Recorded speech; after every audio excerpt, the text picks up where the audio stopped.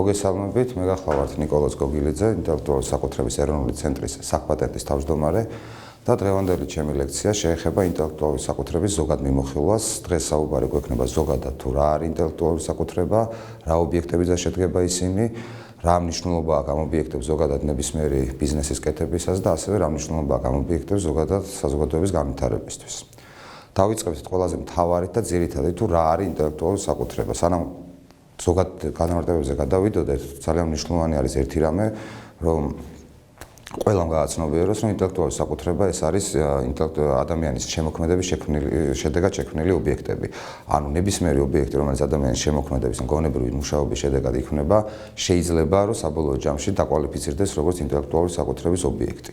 თვითონ ამ განმარტებისგან გამომდინარე, პირველი პოსტულატი, რაც აქვს ინტელექტუალურ საკუთრებაზე, რაც ყველამ უნდა გაიგოს კარგად, არის ის, რომ ინტელექტუალური საკუთრება ეს არის არამატერიალური ობიექტი.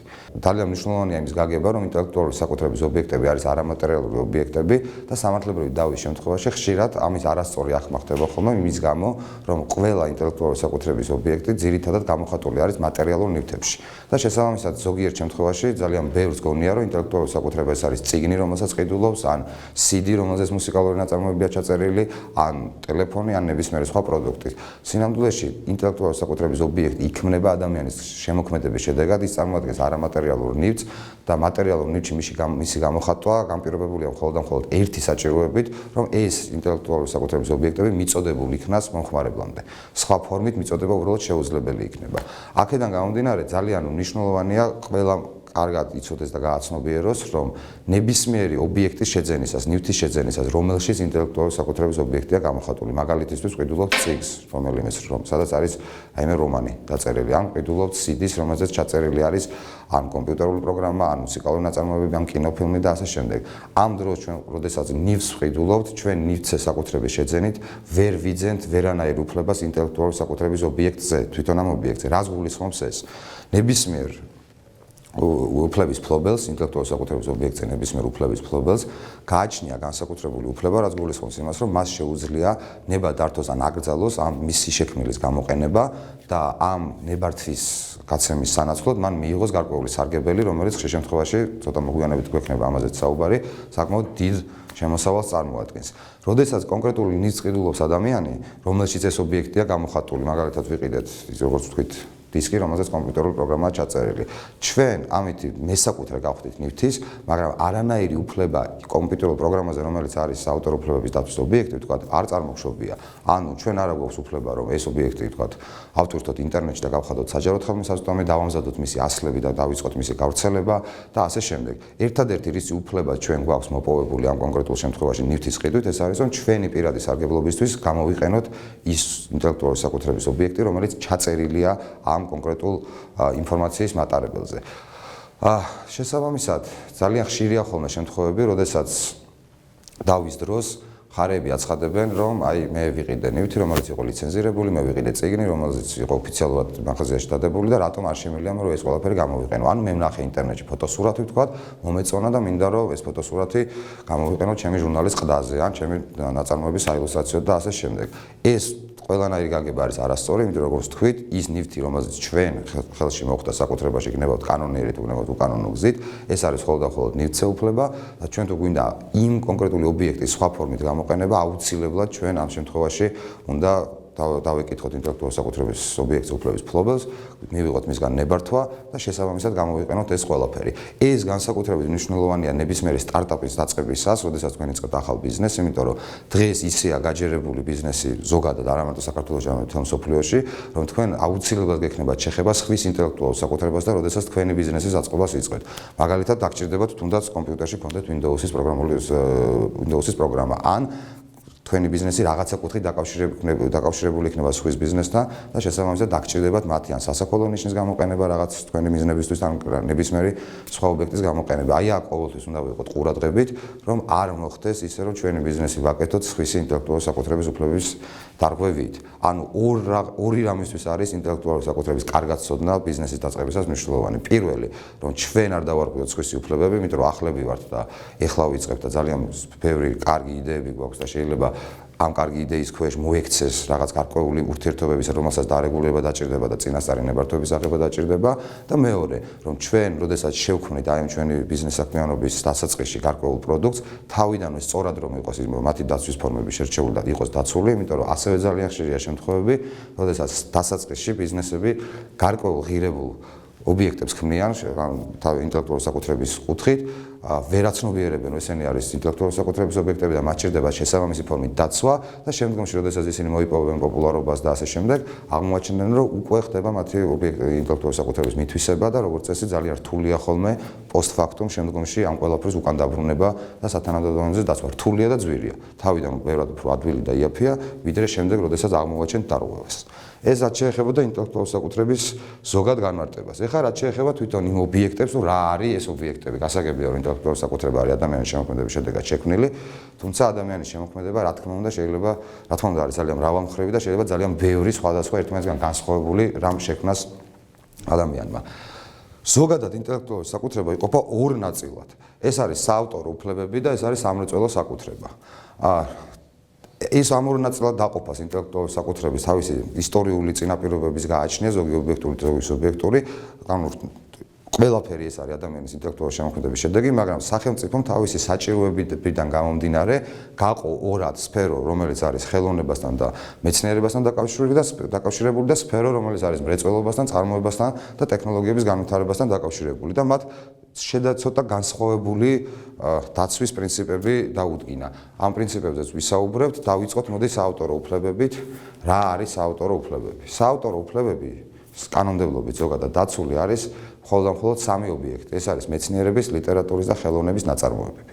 ანუ ადამიანი, რომელიც ქმნის თქვათ ლექსს, სიმღერას, მუსიკალურ ნაწარმოებებს და ასე შემდეგ, მიიჩნევა საავტორო უფლებების მფლობელად ამ ნაწარმოებებზე, იმიტომ რომ ესენი საავტორო უფლებების დაცვის ობიექტებია და ადამიანი, რომელიც ქმნის თქვათ საფრენ-აპარატს, ტელეფონს, კომპიუტერს იგონებს და ასე შემდეგ, ის მიიჩნევა გამომგონებლად, იმიტომ რომ ეს სამრეწველო სფეროს განეკუთვნება და იქ სხვა რეგულაციები მოქმედებს. რას ნიშნავს, რომ მეცნიერების, ლიტერატურის და ხელოვნების ნაწარმოებებზე ვრცელდება საავტორო უფლებები და ისინი დაცულია საავტორო უფლებებით. ძალიან ადვილია ამ ყველაფრის, ასე ვთქვათ, შინაარსის გაგება, თუ შევხედავთ, თქვათ, ინგლისურად რა ქვია იგივე საავტორო უფლებებს, ხო, copyright ქვია ინგლისურად საავტორო უფლებებს, რაც პირდაპირ კოპირების უფლებას ნიშნავს. ანუ ეს ნაწარმოებები დაცული არის იმისგან, რომ ავტორის ნებართვის გარეშე არ მოხდეს პირველ რიგში მათი რეპროდუცირება და უკანონოდ გავრცელება ავტორის ნებართვის გარეშე სხვადასხვა ფორმით, გნებავთ სასყიდლიანად და გნებავთ უსასყიდლოდ. ლიტერატურის, მეცნიერების და ხელოვნების ნაწარმოებების ჩამონათვალი მოცემული არის რამდენიმე საერთაშორისო შეთანხმებაში, თუმცა მნიშვნელოვანია ერთი რამის აღნიშვნა, რომ ეს ჩამონათვალი არასოდეს არ არის ამომწყურავი. იქ საერთაშორისო შეთანხმებებში ჩამოთვლილია იმ დროისთვის, როდესაც ამ შეთანხმებების მიღება ხდებოდა, ყველაზე ფართოდ გავრცელებული ნაწარმოებების სახეები და არის მითითებული, რომ ადამიანის განვითარების პროცესში ნებისმიერი რამ, რაც ჩაჯდება ლიტერატურის, მეცნიერების ან ხელოვნების ნაწარმოებების შინაარსში, შეიძლება რომ დაემატოს ამ ჩამონათვალს და ეროვნული კანონმდებლობით მოხდეს მათი დაცვა. ყველაზე გავრცელებული ფორმები, რაც არის ზოგადად რო თქვა, წარმოადგენა რომ შეგვექმნას, ეს არის მუსიკა, მუსიკალური ნაწარმოები, სიმღერა, ლექსი, რომანი, ნებისმიერი თქვა მოთხრობა და არქიტექტურული ნაწარმოები, მათ შორის თქვა პროექტი კონკრეტული შენობის, ფოტოსურათი და ასე შემდეგ. იგივე ნახატი, რომელიც ხატვარმა დახატა. რაც შეეხება მაგალითებს იმისთვის, რა არის ის, რაც დაემატა ამ ყველაფერს შემდგომში ადამიანის განვითარების პროცესში, რომელიც არ იყო მითითებული საერთაშორისო შეთანხმებებში მაგალითად. არის კომპიუტერული პროგრამა, რომელიც თავის დროზე არ იყო ჩამოთვლილი ლიტერატურის, მეცნიერების და ხელოვნების ნაწარმოებებში, იმიტომ რომ არ არსებობდა კომპიუტერი, ხოლო შემდგომში, როდესაც კომპიუტერული პროგრამა შეიქმნა, ისევ შეიკრიბენ, ასე ვთქვათ, სახელმწიფოები და გადაწყვეტეს, რომ კომპიუტერული პროგრამა ეს ყოფილიყო ლიტერატურულ ნაწარმოებად აღქმული, ვინაიდან ეს იყო ჩვეულებრივი, უბრალოდ მანქანის ენაზე დაწერილი რაღაც ტექსტი და ამ ტექსტს აღიქვავდა მანქანა ზუსტად ისე, როგორც ადამიანი აღიქვავდა ასოებით გამოსახულ, ასე ვთქვათ, ტექსტს. რა არის მნიშვნელოვანი, რომ ვიცოდეთ საავტორო უფლებების დაცვისას? როგორ ხდება საავტორო უფლებების წარმოშობა? პირველ რიგში უნდა აღვნიშნოთ, რომ საავტორო უფლებებით დაცული ობიექტები არის ერთადერთი ობიექტები, რომლებიცაც უფლებები წარმოიშობა ყოველგვარი რეგისტრაციის ან ფორმალობის მოთხოვნის გარეშე. ანუ როგორც კი შეიქმნა ნაწარმოები, თუ ავტორი ავტკიცებს, რომ ეს არის მისი და ადასტურებს ამას, მას შექმნის მომენტიდანვე ითვლება, რომ აქვს ის უფლებები, რომელიც არის კანონმდებლობით გათვალისწინებული. და ის უფლებები აქვს არა მარტო საქართველოში, არამედ ბერნის კონვენციის მონაწილე ყველა ქვეყანაში, რომელიც არის დაახლოებით 188 ქვეყანა. ანუ თითქმის მთელ მსოფლიოში შეგვიძლია ვთქვათ. ნაწარმოები შეიქმნა თუ თუ არა ამ ნაწარმოებებზე უფლებები ვრცელდება ყველგან. ავტორს რაც სჭირდება ერთადერთი არის ის, რომ დავის შემთხვევაში მას ჰქონდეს გამყარებული მტკიცებულებები, რომ არა მის შეედაოს, რომ ეს ნაწარმოები მისი შექმნილი არ არის. არც რეგისტრაცია სჭირდება, არც რაიმე ფორმალობა სჭირდება, არც რაღაც ფიქსირება სჭირდება, სადმე არა.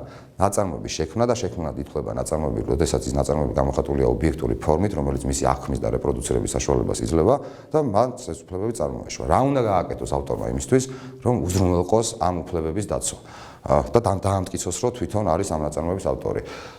პირველ რიგში საქართველოს მაგალითით დავიწყოთ, რომ იმისთვის, რომ ეს პრობლემა ავტორს შედარებით ადვილად გადაჭრას, საკპატენტი ითვალისწინებს ნაწარმოების ნებაყოფლობითი დეპონირების შესაძლებლობას. რას ნიშნავს ნაწარმოების ნებაყოფლობითი დეპონირება? ავტორმა როგორც კი შექმნა ნაწარმოები, მას შეუძლია მოიტანოს ეს ნაწარმოები საკპატენტში, გადაიხადოს შესაბამისი საფასური, რაც დღევანდელი მდგომარეობით 10 ლარს წარმოადგენს თუ არ ვცდები, და საკპატენტი მას მისცემს მოწმობას, რომელზეც აღნიშნული იქნება ნაწარმოების დასახელება, ნაწარმოების განცხადებული სახელი და გვარი, ანუ ავტორის სახელი და გვარი და თარიღი, რაც ყველაზე მნიშვნელოვანია, რა თარიღში მოიტანა მან საკპატენტში ნაწარმოები. ანუ ამ დეპონირების ფაქტის შემდეგ, როდესაც დაეწერება, თქვა, რომ ეს არის 2016 წლის 17 ივნისი, არსებობს მტკიცებულება, რომ კონკრეტულმა ავტორმა, რომელიც მითითებულია ამ მოწმობაზე, ეს ნაწარმოები შექმნა თუ არა, ყოველ შემთხვევაში ხელთ ჰქონდა 2016 წლის 17 ივნისს. კანონის მიხედვით, სანამ არ დამტკიცდება საწინააღმდეგო, ანუ სანამ ვინმე მესამე პირი არ წარმოადგენს მტკიცებულებას, რომ მას 17 ივნისამდე ჰქონდა ეს ნაწარმოები შექმნილი, ან ხელთ ჰქონდა, ეს ადამიანი, რომელიც მითითებულია ნაწარმოების დეპონირების მოწმობაზე, მიიჩნევა ნაწარმოების ავტორად და ისარგებლობს ყველანაირი უფლებებით. რა არის აქ გასათვალისწინებელი და მთავარი? თუ მე შევქმენი ნაწარმოები და ავტორთა ინტერნეტში თქვა და დავდე ჩემს Facebook-ს გვერდზე ან ბლოგზე და ასე შემდეგ. და გახდა ეს ნაწარმოები საჯარო. ამის შემდეგ დეპონირებას ფაქტურად აზრი აღარ აქვს, იმიტომ რომ დეპონირების, ასე ვთქვათ, ჩამნაცვლებელი შეიძლება იყოს ის ფაქტი, რომ აიტვირთა ეს კონკრეტული ნაწარმოები Facebook-ზე, ან ვთქვათ, ინტერნეტში ბლოგზე, ნებისმიერი ფორმით გახდა საჯაროდ ხელმისაწვდომი. იმიტომ რომ იქაც თარიღი ფიქსირდება, ვთქვათ, და ის თარიღი ყოველთვის იქნება უფრო ადრინდელი, ვიდრე იმის შემდეგ, რომ მოიტანოთ საკპატენტში დეპონირებისთვის, ეს თარიღი იქნება თქვენთვის როგორც მტკიცებულება. რას გულისხმობს ეს, რომ თავარი არის, რომ სანამ საჯაროდ ხელმისაწვდომი გახდება ნაწარმოები, მანამდე განხორციელდეს დეპონირების ფაქტი. იმის შემდეგ განხორციელების დროს იზრდება რისკი, რომ თქვენ ატვირთეთ Facebook-ზე, ვიღაცამ თქვა გადააკოპირა თავის გვერდზე და თქვენ მერე მოიყვანეთ საკპატენტში დეპონირებისთვის და ამბობთ, რომ აი 2016 წლის 17 ივნისს მე დეპონირება განვახორციელე და მე ვარ ავტორი და ამ დროს მესამე პირი მოვა და იტყვის, რომ 2016 წლის 15 ივნისს მე ეს უკვე გამოქვეყნებული მქონდა ჩემ Facebook-ზე. შესაბამისად, თქვენ მოწმობას აზრი არ აქვს. და ნამდვილად ესე იქნება, აზრი არ იქნება. ამიტომ თუ ჩვენ გვინდა რომ მტკიცებულების სახით ეს გამოვიყენოთ, შევქმნით თუ არა ნაწარმოები, უნდა მოვახდინოთ მისი საკპატენტში დეპონირება. არის ქვეყნები, რომლებიც ამ დეპონირების შესაძლებლობას არ ითვალისწინებენ და ამბობენ, რომ ავტორმა თვითონ მიხედოს თავის თავს, როგორც უნდა, ისე თქვათ, მოიპოვოს ის მტკიცებულება და გაიმყაროს თავი, რომ ის არის ნაწარმოების ავტორი. ასეთ შემთხვევაში ძალიან მიღებული პრაქტიკა არის ხოლმე, როდესაც ავტორები ნაწარმოებს, როდესაც შექმნიან მის ეგზემპლარს, უგზავნიან თავის თავს დაზღვეული პოსტით. ამ პოსტასაც არტყია თარიღი და შესაბამისად ეს კონვერტი უდევთ სახში ისე, რომ არ ხსნიან და თუ ვინმე შეედავება მას, რომ არ არის იგი ავტორი ამ კონკრეტული ნაწარმოების, ასეთ შემთხვევაში სასამართლოზე ხსნიან ამ კონვერტს, რაც ადასტურებს იმას, რომ აი იმ რიცხვში ქონდა მას შექმნილი, რომელიც პოსტამ მიუთითა კონვერტზე. აქედან გამომდინარე, ეს იქნება პრაქტიკულად პირველი რიცხვი, ყველაზე ადრინდელი რიცხვი და შესაბამისად მოხდება ის, რომ იგი ჩაითვლება ნაწარმოების ავტორად. ეს რაც შეეხება, როგორ უნდა მოვიპოვოთ, ასე ვთქვათ, მტკიცებულებები, რომ ჩვენ ვართ ავტორი. როგორც კი ვამტკიცებთ, რომ ვართ ავტორი, როგორც აღნიშნე, ჩვენ უფლებები მოგვენიჭება მთელს, ასე ვთქვათ, პრაქტიკულად მთელს მსოფლიოში ამ ჩვენს ნაწარმოებზე. რა უფლებებია ესენი? ანუ რა უფლებები გვენიჭება და რას ნიშნავს, რომ მე შევქმნი ნაწარმოები და მე მაქვს საავტორო უფლება ამ კონკრეტულ ნაწარმოებზე. უფლებები იყოფა ორ ნაწილად. ერთი არის არაქონებრივი უფლებები და მეორე ეს არის ქონებრივი უფლებები. არაქონებრივი უფლებები ეს არის უფლებები, რომლებიც არ სხვისდება, რომელიც კომერციაში არ გამოიყენება და ეს არის უბრალოდ იმისთვის, რომ ავტორის, ასე ვთქვათ, მორალური ღირებულებები დავიცვათ. ეს არის სახელისუფლება, ნაწარმოების ანუ ავტორობის უფლება და ეს არის ნაწარმოების ხელშეუხებლობის უფლება, ანუ ნაწარმოების უფლება აკრძალოს ნაწარმოების ნებისმიერი ფორმით დამახინჯება. ეს უფლებები არის გაუსხვისებელი უფლებები, ეს უფლებები მოქმედებს უვადოდ და ეს გულისხმობს იმას, რომ არავის არ აქვს უფლება, რაც არ უნდა ავტორმა დათმოს თავისი ქონებრივ ნაწილში საავტორო უფლებები, არავის არ აქვს უფლება, რომ თქვა ნოდარ დუმბაძის მებები ელეკო და ილარიონს მიაწეროს, რომ ეს არის თქვა ნიკოლოზ გოგილიძის, ანუ ავტორი რომ არის ნოდარ დუმბაძე, ეს გრძელდება ყოველთვის და საავტორო უფლებები ქონებრივ ნაწილში შეიძლება გადაეცეს მესამე პირებს, შეიძლება გამოიწუროს, მაგრამ ეს არაქონებრივი უფლებები მაინც რჩება. ასევე რჩება უფლება, რომ არ მოხდეს ნაწარმოების იმ ფორმით გადაკეთება, რომელიც დაამახინჯებს ნაწარმოებს. შეეხება ქონებრივ უფლებებს. ქონებრივი უფლებები ეს არის დროში მოქმედი უფლებები, ანუ ქონებრივი უფლებები ზოგადად მოქმედებს ნაწარმოების ავტორის გარდაცვალებიდან 70 წელი, მისი მემკვიდრეების მეშვეობით, და სარგებლობრივი მემკვიდრეები და ქონებრივი უფლებები გულისხმობს ნაწარმოების ავტორის უფლებას ნება დართოს ან აკრძალოს, თქვათ, ნაწარმოების რეპროდუცირება, საჯარო ჩვენება, იგივე ინტერნეტში განთავსებით და ასე შემდეგ, საჯარო გადაცემა ტელევიზიებით და ნებისმიერი სხვა საშუალებებით, ნაწარმოების გავრცელება, ნაწარმოების გაქირავება, ნაწარმოების სამოქალაქო ფორმაში ნებისმიერი ფორმით ჩართვა და ნებისმიერი ფორმით გამოყენება, ასევე ნაწარმოების გადამუშავება, თქვათ, იგივე თქვათ ლიტერატურული ნაწარმოებიდან კინოფილმის შექმნა და ასე შემდეგ. ანუ ეს უფლებები მთლიანად არის მონოპოლიური უფლებები ავტორის ხელში და მხოლოდ ავტორს აქვს უფლება გადაწყვიტოს რა უყოს ამ უფლებებს და რა ფორმით გამოიყენოს. გამოიყენოს ეს თვითონ, მისცეს ამის გამოყენების უფლება სხვას, მიიღოს ამაში გარკვეული ჰონორარი თუ არ მიიღოს და ასე შემდეგ. ანუ ეს არის საკუთრება, იგივენაირი საკუთრება, ეს უფლებები, როგორი საკუთრებაც არის, თქვა, ტელეფონი, მანქანა, ბინა და ასე შემდეგ, და როგორც ნებისმიერი ადამიანი განკარგავს თავის ტელეფონის, ბინის და მანქანის ბედს, ისე განკარგავს ნებისმიერი ავტორი თავის საავტორო უფლებების ბედს. ანუ, რა თქმა უნდა, ეს უფლებები, ქონებრივი უფლებები, ძირითადი მიზანი არ არის ის, რომ ეს ნაწარმოები შემოვდოთ თაროზე და თქვა, არავის არ მიუცეთ უფლება, რომ ეს ნაწარმოები გამოიყენოს. ძირითადი მიზანი ამ უფლებების არის ის, რომ მოხდეს კომერციალიზაცია ამ ნაწარმოებების და ავტორმა ამ მის მიერ შექმნილი ნაწარმოებებით მიიღოს შემოსავალი. და ეს, რა თქმა უნდა, ამის ესეც ხდება. ნებისმიერი ავტორი მოწადინებულია, რომ მაქსიმალურად კარგ ფასში გააყიდოს თავისი ნაწარმოები, ამ უფლებები თავის ნაწარმოების გამოყენებას და ამაში მიიღოს შესაბამისი ჰონორარი. ამ გამოყენებისას და ამ უფლებებს, რა თქმა უნდა, თლად ესეთი აბსოლუტური ვერ იქნებოდა, იმიტომ რომ არსებობს საჯარო ინტერესები და კანონმდებლობა გარკვეული ფორმით ამ ნაწარმოებების თავისუფალ გამოყენების რეჟიმებს ადგენს. ანუ ყველა შემთხვევაში, ყველა ფორმით გამოყენებისას არ ჭირდება მოსარგებლეს, რომ მიიღოს ავტორისგან ნებართვა. მაგალითად, ესეთი შეზღუდვები არის, რომ არ შეიძლება, რომ ავტორის ნებართვის გარეშე და მისთვის ჰონორარის გადახდის გარეშე შეიძლება ნაწარმოების პირადი სარგებლობის მიზნით რეპროდუცირება, თქვათ, გარკვეული სახის ნაწარმოებების, ასევე თქვათ, საჯარო ცერემონიებზე და სარიტუალო ცერემონიებზე გარკვეული ნაწარმოებების შესრულება შეიძლება ავტორის ნებართვის გარეშე, სამეცნიერო მიზნებისთვის ნაწარმოების მოკლე მონაკვეთების ციტირება შეიძლება თქვენს ნაწარმოებში წყაროს მითითებით, რა თქმა უნდა, მაგრამ ავტორის ნებართვის გარეშე და მისთვის ჰონორარის გადახდის გარეშე სასწავლო მიზნებისთვის შეიძლება გარკვეული სასაგანმანათლებლო მიზნებისთვის გარკვეული ფორმით ნაწარმოების გამოყენება, მისი ფრაგმენტების, მაგრამ ის შეზღუდვები თუ რა შემთხვევაში შეიძლება ნაწარმოების თავისუფლად გამოყენება, აუცილებლად ამომწურავად არის ხოლმე გათვალისწინებული კანონმდებლობაში. ანუ ეს არ არის საკითხი, როდესაც ან მოსამართლემ ან ვინმე უნდა შეაფასოს, რომ აი ამ ფორმით, როდესაც მე ნაწარმოებს ვიყენებ, ამაში ავტორს უნდა დავეკითხო და მივიღო ნებართვა თუ არ უნდა მივიღო ნებართვა. ის თუ როდის შეიძლება ნაწარმოების თავისუფლად გამოყენება, ყოველთვის მითითებული არის კანონმდებლობაში. დანარჩენ ნებისმიერ შემთხვევაში მოქმედებს ნაწარმოების ავტორის მონოპოლიური უფლება და ის ყოველთვის შეეცდება ამ უფლების გამოყენებას. ეს რაც შეეხება ქონებრივ უფლებებს მოკლედ. ასევე ძალიან მნიშვნელოვანი საავტორო უფლებების ნაწილში არის გავარკვიოთ თუ კიდე ვინ სარგებლობს გარკვეული უფლებებით ან ნაწარმოებზე ან ნაწარმოებთან დაკავშირებული უფლებებით. ამ უფლებებს ქვია მომიჯნავე უფლებები. ანუ, რაშია საქმე?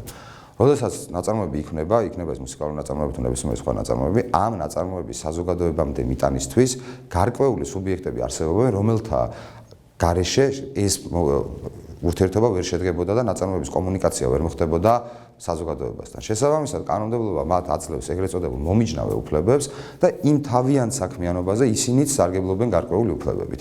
პირველად ამის ყველაზე კლასიკური მაგალითი ეს არის შემსრულებლები. ანუ ნებისმიერი ნაწარმოების შემსრულებელი თავის შესრულებაზე სარგებლობს გარკვეული უფლებებით. როდესაც დაიწერა მუსიკალური ნაწარმოები, თუ ვიღაცამ არ დაუკრა ეს მუსიკალური ნაწარმოები, ან თუ არ იმღერა სიმღერა, ასე ამ მუსიკალურ ნაწარმოებებს და სიმღერას ჩვენ ვერ მოვისმენთ. შესაბამისად, შემსრულებელი, რომელიც ასრულებს კონკრეტულ მუსიკალურ ნაწარმოებს, თავის შესრულებაზე სარგებლობს იგივენაირი უფლებებით, როგორი უფლებებით და სხვა ავტორი სარგებლობს ნაწარმოებზე. რას ნიშნავს ეს? როდესაც კომპოზიტორი დაწერს მუსიკას, ეს მუსიკა შემიძლია დავუკრა მეც და ნებისმიერმა სხვა პირმაც, მაგრამ მე როდესაც დავუკრავ და შევასრულებ ამ მუსიკალურ ნაწარმოებს საჯაროდ, აი მე რაც დავუკარი, იმის კონკრეტული ჩემი დაკრულის ჩაწერა, ფიქსაცია და იმ შემდგომში გავრცელება, ნებისმიერი ფორმით გამოყენება შემიძლია რომ ავგზავნო. არა იმ ფორმით დაკვრა, რომ ზუსტად იგივენაირად დაუკრა, ან იგივე სტილით და მანერით შეასრულოს სხვა, არა, ჩემი დაკრულის ჩაწერა, ჩემი ნამღერის ჩაწერა და ამის შემდგომი გამოყენების აკრძალვის უფლება მე როგორც შემსრულებელს მენიჭება. ანუ ავტორს აქვს უფლება, რომ ზოგადად ნებადართოს ან აკრძალოს, რომ ვინმე შეასრულოს ეს ნაწარმოები, მაგრამ როგორც კი ავტორი შემსრულებელს აძლევს ნებას, რომ შეასრულოს ნაწარმოები, ამის შემდეგ შემსრულებელს თავის მიერ შესრულებულ კონკრეტულ ობიექტზე აქვს უფლებები და ამ კონკრეტული შესრულების გამოყენება თუ გვინდა, ჩვენ თუ გვინდა თქვა ვამზადეთ სარეკლამო კლიპს, სადაც გვინდა გამოვიყენოთ მუსიკალური ნაწარმოები, რომელიც დაწერა ერთმა კომპოზიტორმა და იმღერა მომღერალმა. ჩვენ იმ კონკრეტულის გამოყენება თუ გვინდა, ჩვენ უფლება უნდა ავიღოთ როგორც ავტორისგან, ისე იმ კონკრეტული შემსრულებლისგან. თუ მარტო ავტორისგან ავიღებთ უფლებას, რომ ეს ნაწარმოები გამოვიყენოთ ჩვენ სარეკლამო კლიპში როგორც მუსიკალური ფონი, ასე შემთხვევაში მოგვიწევს ჩვენ თვითონ დავუკრათ ეს მუსიკალური ნაწარმოები და ისე გამოვიყენოთ ამ სარეკლამო კლიპში. თუ გვინდა რომ სხვისი დაკვირვული გამოვიყენოთ, თქვა ან სხვისი ნამღერი გამოვიყენოთ, ასე შემთხვევაში უფლებას ვიღებთ როგორც ავტორისგან, ისე როგორც კომპოზიტორიდან, ისე შემსრულებლისგან. კიდევ ვინ არიან, ვინცაც ესეთი გარკვეული უფლებები გააჩნიათ. ესენი არიან კიდევ ფონოგრამის წარმოებლები და მაუწყებლობის ორგანიზაციის გადაცემები. ანუ აქ ინტელექტუალური შემოქმედება შეიძლება არ არსებობს, მაგრამ იმისთვის რომ კომპოზიტორმა რომ დაწერა სიმღერა და მუსიკალურ შემსრულებელმა რომ იმღერა ეს ნაწარმოები, იმისთვის რომ ეს კონკრეტული ობიექტი მოვიდეს ჩვენამდე, გარკვეულმა სუბიექტებმა უნდა განახორციელონ გარკვეული ინვესტიციები, გაწიონ გარკვეული ხარჯები, შექმნან სტუდია, ჩაწერონ ეს მაღალი ხარისხი და მოიტანონ ჩვენამდე. შესაბამისად, საავტორო უფლებების კანონმდებლობა აი იმ სტუდიის შემქმნელებსაც, ასე რომ ფონოგრამის წარმოებლებსაც მის მიერ შექმნილ ფონოგრამაზე გარკვეულ უფლებებს აძლევს. ანუ ამ კონკრეტული ფონოგრამის წარმოებელს უფლება აქვს, რომ აი ეს CD, როდესაც გამოვა ბაზარზე, მესამე პირმა მისი ნებართვის გარეშე არ აიღოს, არ გაამრავლოს, რეპროდუცირება არ მოახდინოს, ბევრი ასლები არ დაამზადოს და არ დაიწყოს გაყიდვა. რატო არის ეს უფლება შემოსული საავტორო და მომიჯნავე უფლებების კანონმდებლობაში? იმიტომ რომ ის ინვესტიცია იყოს დაცული, რომელიც სტუდიის შექმნისთვის იყო ასე ვთქვათ საჭირო. წინააღმდეგ შემთხვევაში მეორე სტუდია აღარ შეიქმნება, აღარ განვითარდება ეს ბიზნესი და ისევ ექნება პრობლემა, რომ მოხდეს კომუნიკაცია ამ კონკრეტული ნაწარმოებების საზოგადოებამდე. მესამე და ბოლო ასე ვთქვათ სუბიექტი, ვინც არის, ეს არის მაუწყებლობის ორგანიზაციის გადაცემა, რომელიც იცავს თავის სიგნალს, ასე ვთქვათ, თავის გადაცემას. ანუ აქ დაცული არის არა ვთქვათ რომელიმე ტელეკომპანიის ტელეგადაცემა შეიძლება საავტორო უფლებებით იყოს დაცული და საავტორო უფლებები ჰქონდეს. როგორც მომიჯნავე უფლებების ფლობელი მაუწყებლობის ორგანიზაციის გადაცემა, იგი ფლობს უფლებას თავის სიგნალზე, რომელსაც სიგნალსაც ის უშვებს. რას ნიშნავს ეს უფლება? როდესაც მე ვთქვათ ვარ რაღაც ტელეკომპანია და ნაკიდი მაქვს საავტორო უფლებები, რომ ვაჩვენო კონკრეტული კინოფილმი, ამ კინოფილმის ჩვენებისას ჩემი სიგნალი არ უნდა წაიღოს სხვა ტელეკომპანიამ და მანაც არ უნდა გაუშვას თავის ეთერში ეს ფილმი. აი ეს არის ძირითადი არსი, რატო არის ამ მაუწყებლობის ორგანიზაციის სიგნალი დაცული, რომ იგი გარკვეულ ფულს იხდის იმაში, რომ ნაწარმოების კომუნიკაცია მოახდინოს მომხმარებლამდე, შეიძლება ნაწარმოებიც არ იყოს ფეხბურთის პირდაპირი მატჩი ვთქვათ და ამაში მას აქვს გადახდილი გარკვეული ფული და იმისთვის რომ ეს ფული უკან დაიბრუნოს, ეს ხარჯი უკან ამოიღოს, მას სჭირდება ექსკლუზივი კონკრეტული ქვეყნის ტერიტორიაზე, რომ მან გაყიდოს შემდგომში ვთქვათ რეკლამა და იქიდან მიიღოს შემოსავალი. სხვა შემთხვევაში ის ამ დანახარჯს ვეღარ ამოიღებს. თუ ამ დანახარჯს ვერ ამოიღებს, მეორე კინოფილმს, მეორე ტრანსლაციას ის არ განახორციელებს, იმიტომ რომ უბრალოდ არ იქნება მის ბიზნეს აზრი. ამიტომ ეს ობიექტიც არის დაცული და ამ კონკრეტული სიგნალის ჩაწერა, ხელახალი გადაცემა, ან პირდაპირ ეთერში რეტრანსლაცია არის განსაკუთრებული უფლება მაუწყებლობის ორგანიზაციის გადაცემის და მისი ნებართვის გარეშე ამის განხორციელების უფლება არ აქვს არავის. საავტორო უფლებებზე საუბარს დავასრულებ ერთი შედარებით, რაც ძალიან მნიშვნელოვანია, რომ კარგად გავაცნობიეროთ, რა მნიშვნელობა აქვს, რომ სწორად შევარჩიოთ ობიექტი, როდესაც ჩვენ ბიზნესში რაღაცას შევქმნით. როგორც გითხარით, საავტორო უფლებების დაცვის ობიექტს ასევე წარმოადგენს მეცნიერების ნაწარმოებები. ანუ სამეცნიერო სტატია ეს არის ჩვეულებრივი საავტორო უფლებების დაცვის ობიექტი. მაგრამ რა არის მნიშვნელოვანი ამ კონკრეტულ შემთხვევაში? რომ სამეცნიერო სტატია, როგორც საავტორო უფლებების დაცვის ობიექტი, უნდა განვიხილოთ ჩვენ იმ უფლებების ფარგლებში, რაც ჩამოვთვალეთ, რომ თქვა, რას ნიშნავს საავტორო უფლება სამეცნიერო სტატიაზე, ისე როგორც ნებისმიერ ნაწარმოებებზე. მე მაქვს უფლება, რომ აკრძალო ამ კონკრეტული ტექსტის რეპროდუცირება, ინტერნეტში განთავსება, საჯაროდ ხელმისაწვდომად გახდომა, გავრცელება და ასე შემდეგ. მაგრამ თუ კი მე სამეცნიერო სტატიაში გახსნილი მაქვს რაიმე იდეა, კონცეფცია და ასე შემდეგ, ეს დაცვას არ ექვემდებარება. ანუ საავტორო უფლებებით იცვება მეცნიერების, ლიტერატურის და ხელოვნების ნაწარმოებები და არ იცვება იდეები, მეთოდები, კონცეფციები და ასე შემდეგ, რომელიც გამოხატულია და ხორჩესმულია ნაწარმოებებში. მე რომ მაქვს ვთქვათ იდეა, რომ შევქმნა კარგი რაღაც ტელეგადაცემა ვიქტორინა, სადაც მოვლენ ბავშვები, ბავშვებს დაუსვავენ კითხვებს და ამ კითხვების დასმის შემდეგ ვინც გაიმარჯვებს, იმას გადაეცემა პრიზი. ეს მე რო დავწერო, თქვათ, ან სამეცნიერო სტატიის კუთხით რო დავწერო, როგორ შექმნა საფრენი აპარატი და აღწერო შეგნით, როგორ უნდა დავამზადო თვითმფრინავი, არც ერთ შემთხვევაში და არც მეორე შემთხვევაში. მე არ მაქვს უფლება რომ ვინმეს აუგზავნო თვითმფრინავის შექმნა, ან ვინმეს აუგზავნო იმ გადაცემის გაკეთება, რომელიც მე ნაწერში მაქვს იდეად. იდეა არ იცვება, იდეის კონკრეტული გამოხატულება მე თუ რაღაცა შევქმნი შეიძლება დავიცვა, მაგრამ იდეას ვერ ვიცავ. მე ვიცავ რომ ეს ტექსტი, ამ ტექსტის კოპირება არ მოხდეს სხვა ფურცელზე, ასე ვთქვათ, ან სხვა მატარებელზე და არ მოხდეს მისი გავრცელება, ან არ დაიდოს ინტერნეტში, მაგრამ ის რომ შიგნით რაც არის განმახორციელო, მე ამას ვერ ვიცავ. ისევე როგორც ვერ ვიცავ იმას, რომ დავამზადო თვითმფრინავი. მე თუ მინდა რომ სხვას ავუგზავნო თვითმფრინავის დამზადება, ამისთვის არის შემდეგი ობიექტი, რომელზეც გადავალთ გამოგონებები და მაშინ მე გამოგონებაზე პატენტი უნდა მივიღო თვითმფრინავზე, როგორც გამოგონებაზე, რომ მე ავუგზავნო სხვა ჩემინებარის გარეშე არ დამზადოს თვითმფრინავი, მაგრამ მე თუ ამას სამეცნიერო სტატიაში დავწერ და დავიცავ როგორც საავტორო უფლებებს, ასე შემთხვევაში მე მექნება უფლება მხოლოდ რომ ეს სამეცნიერო სტატია არ წაიღოს ხოლმე და არ გამოაქვეყნოს ჟურნალში და არ დაიწყოს ამა თუ იმ ფორმით ნაწარმოების, ასე ვთქვათ, გამოყენება. ამით ჩვენ საავტორო უფლებების ზოგად მიმოხილვას მოვჩით და ეხლა რა ობიექტების დახასიათებაზეც გადავალთ, ყველა ეს ობიექტი უკვე წარმოადგენს სამრეწველო საკუთრების ობიექტებს. და ზოგიერთი პრინციპი, ზოგიერთი მოთხოვნა ამ ობიექტებში უფრო განსხვავებულია ვიდრე საავტორო უფლებების სფეროში. პირველი და ყველაზე მნიშვნელოვანი ობიექტი სამრეწველო საკუთრების სფეროში რაც არის, ეს არის გამოგონება. რა არის გამოგონება? გამოგონება ზოგადად განმარტებული, ასე ვთქვათ, არც ერთ კანონმდებლობაში, რა თქმა უნდა, არ არის, მაგრამ გამოგონებად ითვლება ნებისმიერი ტექნიკური პრობლემის გადაწყვეტა მრეწველობის და სოფლის მეურნეობის სფეროში. ანუ მრეწველობის ნებისმიერ დარგში, სოფლის მეურნეობის ნებისმიერ დარგში, თუ კი დგას რაიმე ტექნიკური პრობლემა. მაგალითად, ტექნიკური პრობლემა იყო თავის დროზე, რომ ადამიანი, რომელიც საქართველოში ცხოვრობდა და ადამიანი, რომელიც გერმანიაში ცხოვრობდა, ვერ ეკონტაქტებოდა ერთმანეთს, ხო? და გადაწყდა ეს პრობლემა იმით, რომ შექმნეს ტელეგრაფი, ტელეფონი და ასე შემდეგ. ანუ ნებისმიერი ტექნიკური პრობლემის გადაწყვეტა შეიძლება წარმოადგენდეს გამოგონებას და თუ ის არის გამოგონება, თუ მას სათანადო წესით გავაფორმოთ, მასზე ჩვენ შეიძლება მივიღოთ პატენტი. პატენტის სიტყვა არის მხოლოდ და მხოლოდ გამოგონებების სფეროში.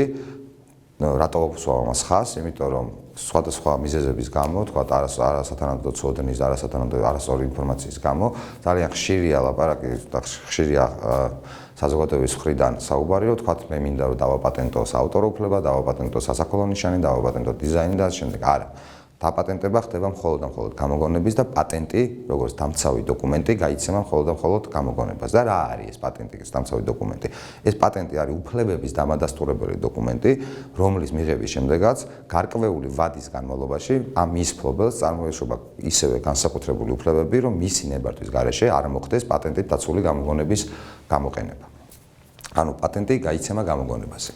მაგრამ განსხვავებით საავტორო უფლებების სფეროსი, სადაც ჩვენ ვისაუბრეთ, რომ როგორც კი ნაწარმოებს შევქმნით ჩვენ უფლებები წარმოგვეშობა, საპატენტო სფერო ესე არ არის. იმისთვის, რომ გამოგონებაზე გაიცეს პატენტი, ის უნდა აკმაყოფილებდეს რაღაც პირობებს და ასევე ის პატენტი უნდა გაიცეს ყველა იმ ქვეყანაში, სადაც ჩვენ გვსურს, რომ გქონდეს უფლებები და აკრძალოთ, ასე ვთქვათ, ნაწარმოებების გამოგონების გამოყენება. სანამ გადავიდოდეთ პროცედურაზე და წესზე თუ სად და როგორ წარმოგვეშობა უფლებები გამოგონებაზე პატენტით, მანამდე მოდი ვთქვათ რა არის პირობები, რომელიც გამოგონებას უდგას იმისთვის, რომ მასზე გაიცეს პატენტი. სამი პირობა, რომელსაც კანონმდებლობა ადგენს, ეს არის, რომ გამოგონება უნდა იყოს ახალი, გამოგონებას უნდა ჰქონდეს საგამოგონებლო დონე და გამოგონება უნდა იყოს სამრეწველოდ გამოყენებადი. რას ნიშნავს ეს ყველაფერი? მე რაღაცაზე შეიძლება მუშაობდე და ფიქრობდე, რომ ის რაც მე შევქმენი, მოკლედ აღმოაჩინე ახალი ამერიკა. მაგრამ აღმოჩნდეს, რომ ეს კონკრეტული ობიექტი, რაც მე შევქმენი, ხო, ძალიან დიდი ხნის წინ უკვე შექმნილია და უკვე ეს სხვა ქვეყნებში გამოიყენებოდა. ასეთ გამოგონებაზე პატენტი არ გაიცემა. ანუ როდესაც მე ვქმნი ობიექტს, გამოგონებას და მასზე ვაფორმებ განაცხადს და შემაქ საკპატენტში, საკპატენტი სანამ მე დამიდასტურებს, რომ მე ვარ პატენტფლობელი, ის ატარებს ექსპერტიზას პირველ რიგში სიახლეზე. ანუ ის ეძებს მსოფლიოს მასშტაბით უკვე ხომ არ არის ესეთი ობიექტი შექმნილი. ანუ მაგალითად მე თუ მომიტანს ვიღაც ტელეფონის ტექნოლოგიას და მეტყვის, რომ მე შევქმენი მობილური ტელეფონი, ანუ სადენის გარეშე კომუნიკაციის საშუალება და მე მინდა რომ ეს დაფიქსირდეს რომ არის ჩემი და მე დავიწყო ამის კომერციალიზაცია, სანამ ამას სახელმწიფო უწყება და უდასტურებდეს გამოგონებას, მანამდე სახელმწიფო ეძებს, რომ მობილური ტელეფონი არსებობს თუ არ არსებობს მსოფლიოში. ანუ იმისთვის, რომ გამოგონებას ჩაითვალოს რო აქვს სიახლე, კანონი ამბობს, კანონის ენით რო ვთქვათ, რომ ის კონკრეტული გამოგონება ტექნიკის დონისთვის იმ დარგში არ უნდა იყოს ცნობილი. რა არის ტექნიკის დონე? ტექნიკის დონე არის ნებისმიერი ინფორმაცია, რომელიც საჯაროდ ხელმისაწვდომი გახდა მსოფლიოში, ზეპიერად, სიტყვიერად თუ ნებისმიერი ფორმით. თუ ეს გამოგონება არსებობს სადმე იმ ფორმით, რა ფორმითაც მე გამოვიგონე, ჩაითვლება, რომ ამ გამოგონებას სიახლე არ აქვს და მასზე პატენტი არ გაიცემა.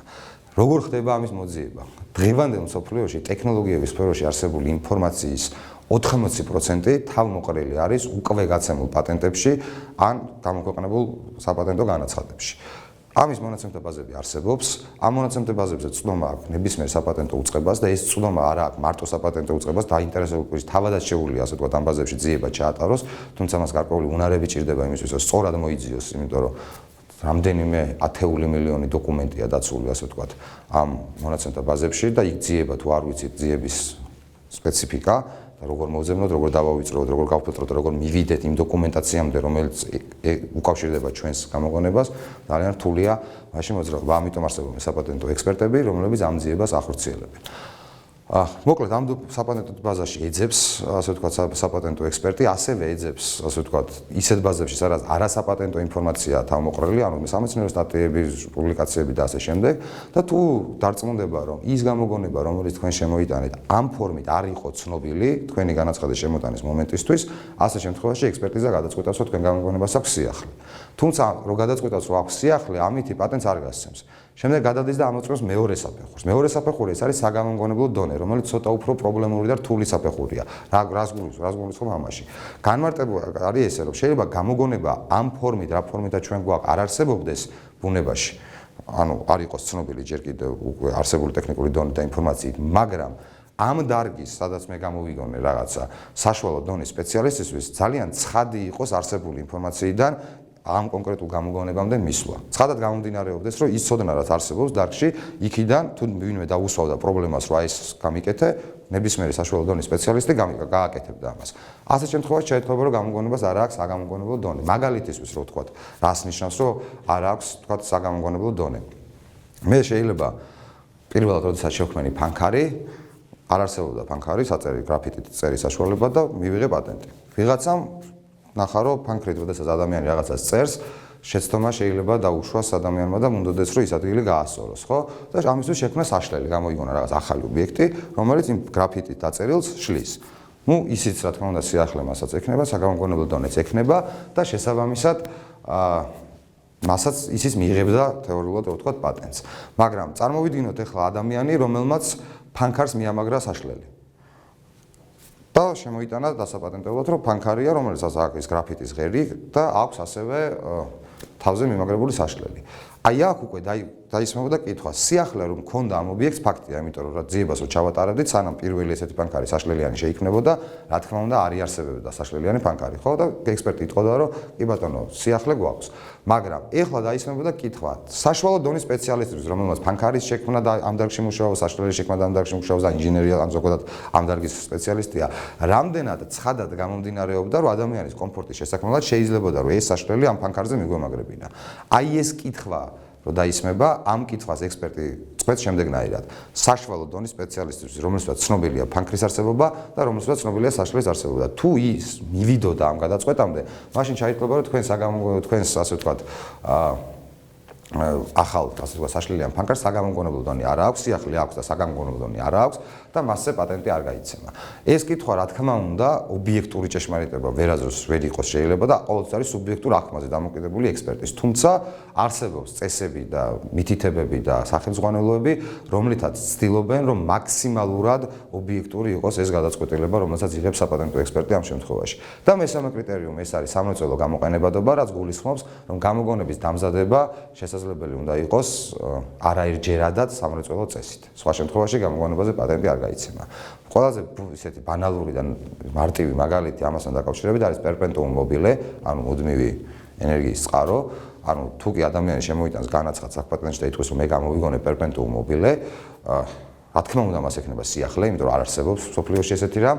რა თქმა უნდა მას ექნება საგამოგონებლო დონე, იმიტომ რომ აღიარებულია, რომ საშუალო დონის სპეციალისტებისთვის კი არა, ძალიან მაღალი დონის სპეციალისტებისთვის ამ დარგში შეუძლებელია წარმოსახვა იმისი, რომ ესეთი ობიექტი შეიძლება არსებობდეს და მარტო ეს ორი კრიტერიუმი რო არსებობდეს, რა თქმა უნდა მასზე პატენტი შეიძლება რომ გაცემულიყო. მაგრამ ამ ყველაფერს ისიც ერთვის, რომ პერპეტუუმ მობილეს განხორციელება შეუძლებელია, არ შეიძლება რომ არსებობდეს რაიმე, რაც ანუ ენერგიას როდესაც მივცემთ და დავძრავთ ერთხელ, თქვა შეინახოს ეს ენერგია და მუდმივად ამ ენერგიით იმუშაოს.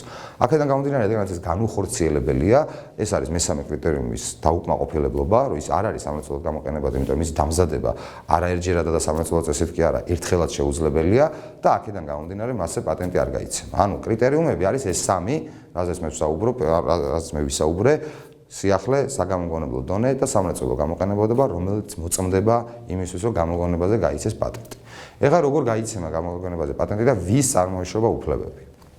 ისევ გავავლოთ პარალელი საავტორო უფლებებთან. საავტორო უფლებების შემთხვევაში, როგორც თქვით, ნაწარმოები ვინც შექმნა, ანუ ავტორი ვინც შექმნა, მას წარმოეშობა უფლებები ნაწარმოების შექმნის მომენტიდან.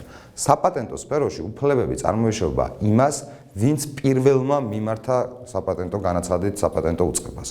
ანუ შეიძლება თეორიულად მივიღოთ ჩვენ შემთხვევა, როდესაც მე უფრო ადრე შევქმენი გამოგონება ვიდრე რომელიმე თქვენგანმა, მაგრამ მე ეს გამოგონება რო შევქმენი არ წამიღია საპატენტო უწყებაში, არ დამიწერია განაცხადი და არ შემიტანია, ასე ვთქვათ, და არ მომითხოვია საპატენტო უფლებები. გავიდა რაღაც პერიოდი, 1 თვე, 2 თვე, მე ეს გამოგონება საჯარო ხელმისაწვდომელად არ გამიხდია, ჩემთვის მაქვს შენახული და 2 თვეში თქვენც მიხვედით იგივე გადაწყვეტამდე და თქვენ, ასე ვთქვათ, გამოიგონეთ იგივე ობიექტი და გადაწყვეტეთო წახვიდეთ საპატენტო უწყებაში და თქვენ ამაზე მიიღოთ პატენტი და პირველმა თქვენ მიმართეთ ჩემგან განსხვავებით საპატენტო უწყებას. ასეთ შემთხვევაში კანონით უფლებები მოგენიჭება თქვენ და არა მე.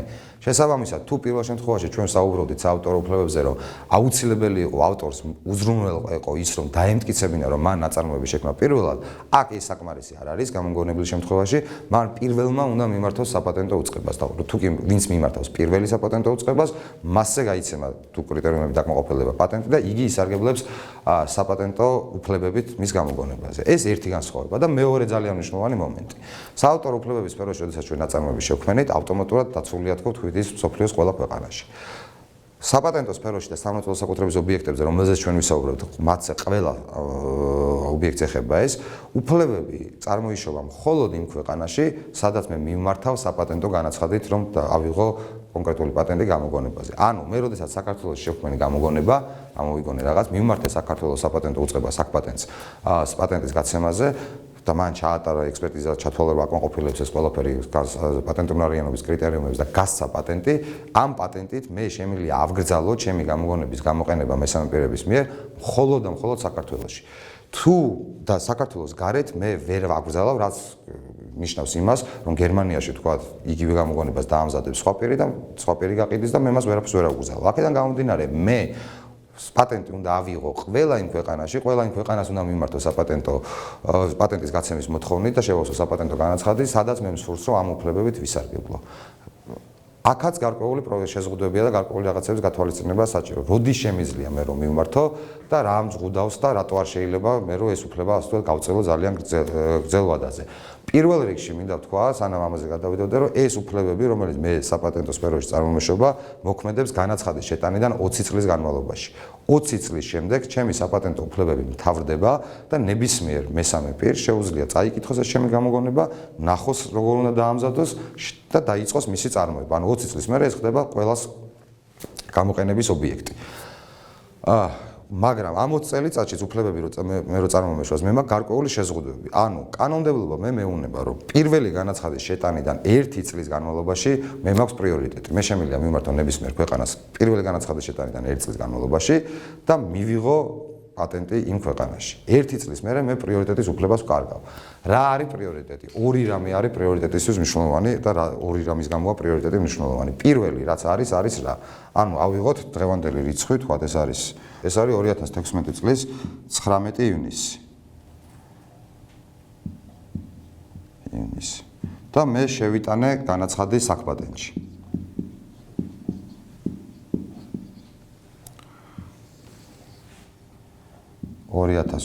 წელი 19 ივნისი. ანუ მე როდესაც შევიტანე საკპატენტში განაცხადი 2016 წლის 19 ივნისს, მე პრიორიტეტის სარგებლობის უფლება მაქვს 2017 წლის 19 ივნისამდე, რაც გულისხმობს, რომ აი ამ პერიოდში მე სადაც არ უნდა შევიტანო ნიშანი, თქვათ, აი აქ შევიტანე ნიშანი გერმანიაში ან საფრანგეთში, თქვათ. საფრანგეთში, ხო? ჩემ განაცხადს თარიღად, შეტანის თარიღად მიენიჭება 2016 წლის 19 ივნისი. რას გულისხმობს ეს? რატო არის ეს უფლება? ანუ თქვათ ვიღაცა მესამე პირმა საფრანგეთში შეიტანა ჩემამდე განაცხადი. მე შევიტანე საქართველოში, მე შეიტანა ვიღაცამ საფრანგეთში და მე შევიტანე ისევ საფრანგეთში. ჩემი განაცხადი საფრანგეთში შეიძლება უფრო ადრე შეტანილად, იმიტომ რომ პრიორიტეტის თარიღად მე მომენიჭება საქართველოში შეტანის თარიღი. ამიტომ, როდესაც მოხდება სიახლეზე ექსპერტიზა, რომ ხომ არ არსებობდა უკვე და ცნობილი ხომ არ იყო უკვე ჩემი გამოგონება, ეს ვიღაცის მესამე პირის მიერ შეტანილი საფრანგეთში შეტანილი გამოგონება მე არ დამპირისპირდება, მე მომეცემა პატენტი, იმიტომ რომ ჩემი უფრო ადრინდელად ჩაითვლება საფრანგეთშიც და მას ეთქმება უარი, იმიტომ რომ ჩემი დაუკარგავს მას სიახლეს გამოგონება. რა ხდება 2017 წლის 19 ივნისის მერე? ანუ მე ვთქვათ საფრანგეთში განაცხადი შევიტანე 2017 წლის 20 ივნისს, ხო? ასეთ შემთხვევაში ჩემი განაცხადი, რომელიც მე შევიტანე საქართველოში 19 ივნისს, დაუპირისპირდება და მხედველობაში იქნება მიღებული 2017 წლის 20 ივნისს საფრანგეთში ექსპერტიზის ჩატარებისას და ჩემივე საქართველოში შეტანილი განაცხადის გამო მეტყვია რომ შენს გამოგონება სიახლე არ აქვს და მე საფრანგეთში პატენტს აღარ მომცემენ. აი ამიტომ არის მნიშვნელოვანი, რომ პირველი განაცხადის შეტანიდან 1 წლის განმავლობაში ჩვენ უზრუნველყოთ განაცხადის შეტანა ყველა იმ ქვეყანაში, სადაც გვინდა რომ ვისარგებლოთ საპატენტო უფლებებით.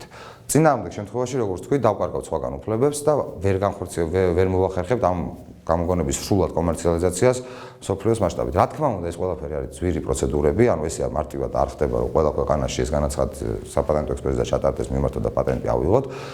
თუმცა თუ გამოგონების არსს შევხედავთ, გამოგონების ღირებულებიდან გამომდინარე, ჩვენ შეგვიძლია მივიღოთ ეს გადაწყვეტილება, ვიშოვოთ ინვესტორი თუ გამოგონება ღირებულია და ამ თანხებზე ბევრად მეტი სამოღება შეიძლება მისი კომერციალიზაციით, ვიდრე დანახარჯია, რომ ეს უფლებები დავიცვათ. და თუ არ დავიცავით, კომერციალიზაცია ძალიან გაგვიჭირდება, იმიტომ რომ გამოგონება საჯაროდ ხდება ხელმისაწვდომი ნებისმიერი პირისთვის პატენტის გაცემის მომენტიდანვე. ანუ რა არის ეს პატენტი და რატო ხდება ამ პატენტის გაცემა და გასაჯაროება? პატენტის გაცემით რეალურად სახელმწიფო დებს გარიგებას გამოგონებელთან. რაში მდგომარეობს ამ გარიგების არსი? მე როდესაც შევქმენი გამოგონება, მე მაქვს ორი გზა.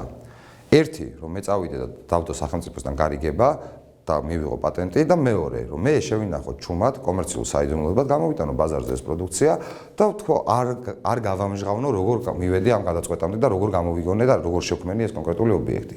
ასეთ შემთხვევაში მე მაქვს რა რისკი? როდესაც ეს პროდუქტი, თქვათ, მობილური ტელეფონი გამოვა ბაზარზე, მე მყავს კონკურენტები, ამ კონკურენტებმა უკვე ინჟინერია შეიძლება დაშალონ ეს ტელეფონი და მიხვდნენ პრინციპს როგორ გავაკეთე და მათაც დაიწყონ გაკეთება ზუსტად იგივენაირი ტელეფონის. მე ამისგან არ მიცავს არაფერი. ანუ ის კეთილსინდისიერად იქცევა, ანუ არ მოსულა ჩემთან საიდუმლო დოკუმენტები, არ ამოუქეკავს და არ წაუღია, მან ნახა პროდუქტი ბაზარზე, მიხვდა როგორ გაეკეთებია და დაიწყო გაკეთება. მე ვერაფერს ვერ ვშვები ასეთ შემთხვევაში და ეს არის ჩემი რისკი და შეიძლება მე ასე ვთქვათ კონკურენტებთან შედარებით არ აღმოჩნდე უკეთეს პირობებში.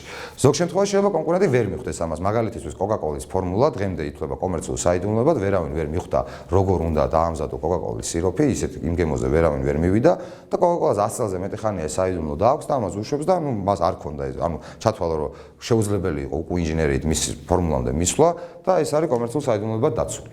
მაგრამ თუ თქვათ გამიხსნეს ეს კომერციულ საიდუმლოება, მე აღარაფერი აღარ მიცავს. რაც შეეხება პატენტს, მე თუ ავიღებ პატენტს ასეთ შემთხვევაში, მე 20 წელი დოკუმენტი მაქვს ხელში, რომ შენ მიხვდები შენით, არ მიხვდები შენით, სადღაც წაიკითხავ ამას თუ როგორ იქნება არ მაინტერესებს, მე 20 წლის განმავლობაში, იმიტომ რომ პირველმა მიმართე საპატენტო უწყებას, მე შემიძლია რომ ნებისმიერ თქვენგანს აგიგრძალოთ ამის გაკეთება. ოღონდ ამის სანაცვლოდ სახელმწიფო მე მთხოვს რომ სახელმწიფო პატენტის მოცემისას რომ სახელმწიფო გაასაჯაროებს ჩემ გამოგონებას. ანუ მე განაცხადში უნდა აღწერო ჩემი გამოგონება ისეთი სისრულით, რომ ნებისმიერი საშუალო დონის სპეციალისტის ამ გამოგონების განხორციელება იყოს შესაძლებელი. ანუ ჩემ საპატენტო განაცხადს ვაიღებს დარგის სპეციალისტი, მას უნდა შეეძლოს ამის როგორც ინსტრუქციის გამოყენება, წასვლა რაღაც საწარმოში ქარხანაში და ამ კონკრეტული ტექნოლოგიის დამზადება. რისთვის სჭირდება ეს სახელმწიფო? სახელმწიფოს ეს სჭირდება იმისთვის, რომ ორმა მეცნიერმა არ გამოიგონოს ველოსიპედი ან ერთდროულად, ან დროში, ასე ვთქვათ, აცდენილად. ანუ სახელმწიფო მოტივირებულია, არა მარტო საქართველოს, არამედ ნებისმიერი, რომ ის ინფორმაცია, რაც ტექნოლოგიებში არსებობს და გროვდება და იქმნება, ძალიან სწრაფად გახდეს ცნობილი ამ დარგში მოღვაწე სხვა მეცნიერებისთვის და სპეციალისტებისთვის, რომ მათ ამაზე აღარ დახარჯონ, რომ ეს როგორ შექმნან ეს შეითვისონ, ეს ისწავლონ და შემდგომში დაიწყონ უფრო ახალზე, უფრო უკეთესზე, ამის გაუმჯობესებულზე ფიქრი. აქედან გამომდინარე, სახელმწიფო გთხოვთ თქვენ გამომგონებელს, რომ მომეციეს ინფორმაცია, მე ამ ინფორმაციას გავაცნობ ყველას, რომელიც შენი მიღწევაა და სხვები უკვე დაიწყებენ ფიქრს უფრო სხვა რაღაცეებზე. სამაგიეროდ კი შენ გაძლევ მე უფლებას, რომ მთელ მსოფლიოს ეცოდინება როგორ გააკეთოს შენი გამოგონება, მაგრამ მთელ მსოფლიოს შენ აუგზავნავ 20 წლის განმავლობაში ამ გამოგონების სარგებლობას და თუ ვინმეს დაჭირდება ამ გამოგონების გამოყენება, შესაბამისად შენ გადაგიხდიან ამაში გარკვეულ ჰონორარს. ეს არის პრინციპი. შესაბამისად, როდესაც თქვენ რაღაცა ახალს ქმნით, თქვენი, ბიზნესის შესაძლებელია რას უშვება ამ თავის შექმნას, რომელიც გამოგონებად კვალიფიცირდება. ერთი, ვინახავ კომერციულ საიდუმლოებად და ვრისკავ იმას, რომ ვერ მიხვდება ბაზარი, მე ეს პროდუქტი როგორ დავამზადე და 20 წელზე მეტი ხანი გამყვეს, შეიძლება ეს უფლება და მეორე, რომ მე ვიცი, რომ ეს პროდუქტი როგორც კი ბაზარზე გამოვა, იგრევე ძალიან ადვილად მიხვდება ჩემი კონკურენტი, როგორ უნდა შექმნას ეს პროდუქტი და დაიწყებს ამ პროდუქტის შექმნას და ამიტომ მე მიჩვენია, რომ მივიღო პატენტი ამაზე. ისე რაც უთხრა წინასწარ მე თვითონ გავუმჟღავნო როგორ უნდა გავაკეთო ეს ყველაფერი, მაგრამ სამაგიეროდ მე მეკნები იურიდიული უფლებები დახჭურული, რომ ამ მესამე პირებს ჩემ კონკურენტებს აუგზავნო ამ გამოგონების დამზადება. დარგიდან დარგში ეს რისკები ფასდება, ზოგი პატენტს იღებს, ზოგი კომერციულ საიდუმლოებად ინახავს, ზოგს უმართლებს, ზოგს არ უმართლებს და ასე შემდეგ. ეს არის დასაფიქრებელი და გადასაწყვეტი საკითხი, თუმცა ეს ორი გზა არსებობს გამოგონების დასაცავად და ან ერთ გზას, ან მეორე გზას უნდა მიმართოს და გადაწყვეტილება უნდა მიიღოს ბიზნესმა, ჩემი რჩევა იქნება შესაბამის სპეციალისტთან კონსულტაციით.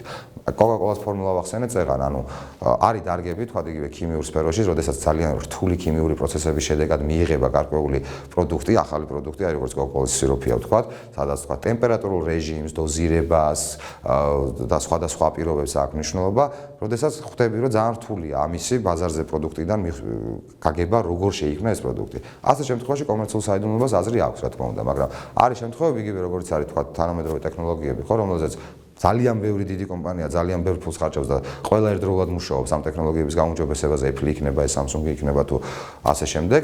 ასე შემთხვევაში ის პირველობის მომენტი უფრო მნიშვნელოვანია და ჯობია რომ ეს პირველის მომენტი ავიღოთ და წავიღოთ და დავაპატენტოთ და უთხრათ ყველას რომ აი მე უკვე გამოვიგონე ეს და 20 წელი ჩემია, ვიდრე შევინახოთ კომერციულ საიდუმლოებად, იმიტომ რომ ძალიან მარტივია თქვა ასეთ ტექნოლოგიებში უკვე ინჟინერით მისვლა იმ საწყისამდე თუ როგორ შეიქმნა ესა თუ ის გამოგონება.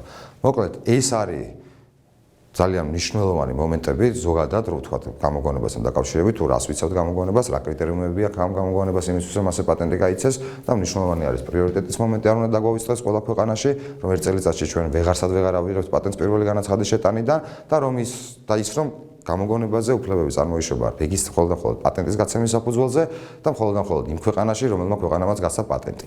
რა თქმა უნდა, პატენტის გაცემისთვის არ არის აუცილებელი დღევანდელი, ასე ვთქვათ, სამართლებრივი ჩარჩოდან გამომდინარე, რომ მაინც და მაინც ყველა ქვეყანაში ჩავიდეთ და სათითაოდ შევიტანოთ განაცხადი. არსებობს საპატენტო კოოპერაციის ხელშეკრულება, რომლის წევრი არის საქპატენტი და საერთაშორისო განაცხადის გაფორმება და შეტანა შესაძლებელია საქპატენტის მეშვეობით. ოღონდ საერთაშორისო განაცხადი ეს არ არის განაცხადის საერთაშორისო პატენტზე. საერთაშორისო განაცხადი ეს არის გზა, როგორ მივიდე თითოეულ ეროვნულ საპატენტო უწყებამდე. ანუ მე ვავსებ ერთ განაცხადს, მიმართავ საქპატენტს, საქპატენტი აგზავნის ამ მსოფლიო ორგანიზაციაში, მე თვითონ ვნიშნავ ყველა იმ ქვეყანას, სადაც მინდა პატენტი და ინტელექტუალური საკუთრების მსოფლიო ორგანიზაცია ამ განაცხადს უგზავნის იმ ქვეყნებს ცალ-ცალკე. და ის ყველა ქვეყანა ცალ-ცალკე ატარებს თავის კანონმდებლობის მიხედვით ექსპერტიზას და გასცემს ცალ-ცალკე დამცავ დოკუმენტს, ცალ-ცალკე პატენტს. ანუ ერთი პატენტი, რომელიც ფარავს მსოფლიოს არ არსებობს. არსებობს გზა, როგორ მივიდე იმ ბევრ პატენტებამდე, რომელსაც ყველა ქვეყანა დამოუკიდებლად გასცემს. შესაბამისად, აქ ამ კუთხით ბევრად უფრო გამარტივებულია პროცედურა და ერთი მომენტი, რაც საპატენტო სფეროში არის ძალიან მნიშვნელოვანი არის ის, რომ სანამ კონკრეტულ გამოგონებაზე დაიწყოს მეცნიერი ამ გამოგონებელი ფიქრს, საქპატენტში და ისე ძალიან ბევრ ქვეყანაში არსებობს წინასწარი ძიების ჩატარების საშუალება, რაც არის ძალიან მნიშვნელოვანი. ანუ როგორც თქვით, როდესაც გამოგონებას შევქმნით და წავიღებთ მას საპატენტო უწყებაში პატენტის მისაღებად, იქ ტარდება ექსპერტიზა სიახლეზე, საგამოგონებელ დონეზე და სამრეწველო გამოყენებადებაზე. არ არის აუცილებელი, რომ მაინც და მაინც გამოგონებას შევქმნათ და მერე წავიდეთ საპატენტო უწყებაში, მოვითხოვოთ პატენტი და მერე აღმოვაჩინოთ, რომ ამ გამოგონებას სიახლე არ აქვს. როგორც კი ჩვენ თავში მოგვივა რაღაც კონცეფცია, რომელიც ჩამოგვიყალიბდება გარკვეული ფორმით, ანუ უკვე ვიცით ჩარჩო და გამოიკვეთა ძირითადი მომენტები თუ რას ქმნით და რის გამოგონებაზე, ასე ვთქვათ, მუშაობთ, ამ ეტაპზე არის ძალიან მნიშვნელოვანი თუ მიიღებს გადაწყვეტილებას გამომგონებელი, რომ მივიდეს სპეციალისტთან, იგივე საპატენტო უწყებაში და მოითხოვოს წინასწარი ძიების ჩატარება. ანუ მე რომ მომივიდა თავში აზრად, რომ მობილური ტელეფონი შევქმნა და ვიცი რაღაც პრინციპები თუ როგორ უნდა შეიქმნას ეს მობილური ტელეფონი, ხო, რაღაც თქვა რა ტექნოლოგია უნდა ჩავდო შიგნით და რა ტექნოლოგიაზე უნდა ვიმუშაო. ჯობია რომ მივიდე საპატენტო უწყებაში და ვიკითხო რა ხდება ამ კუთხით.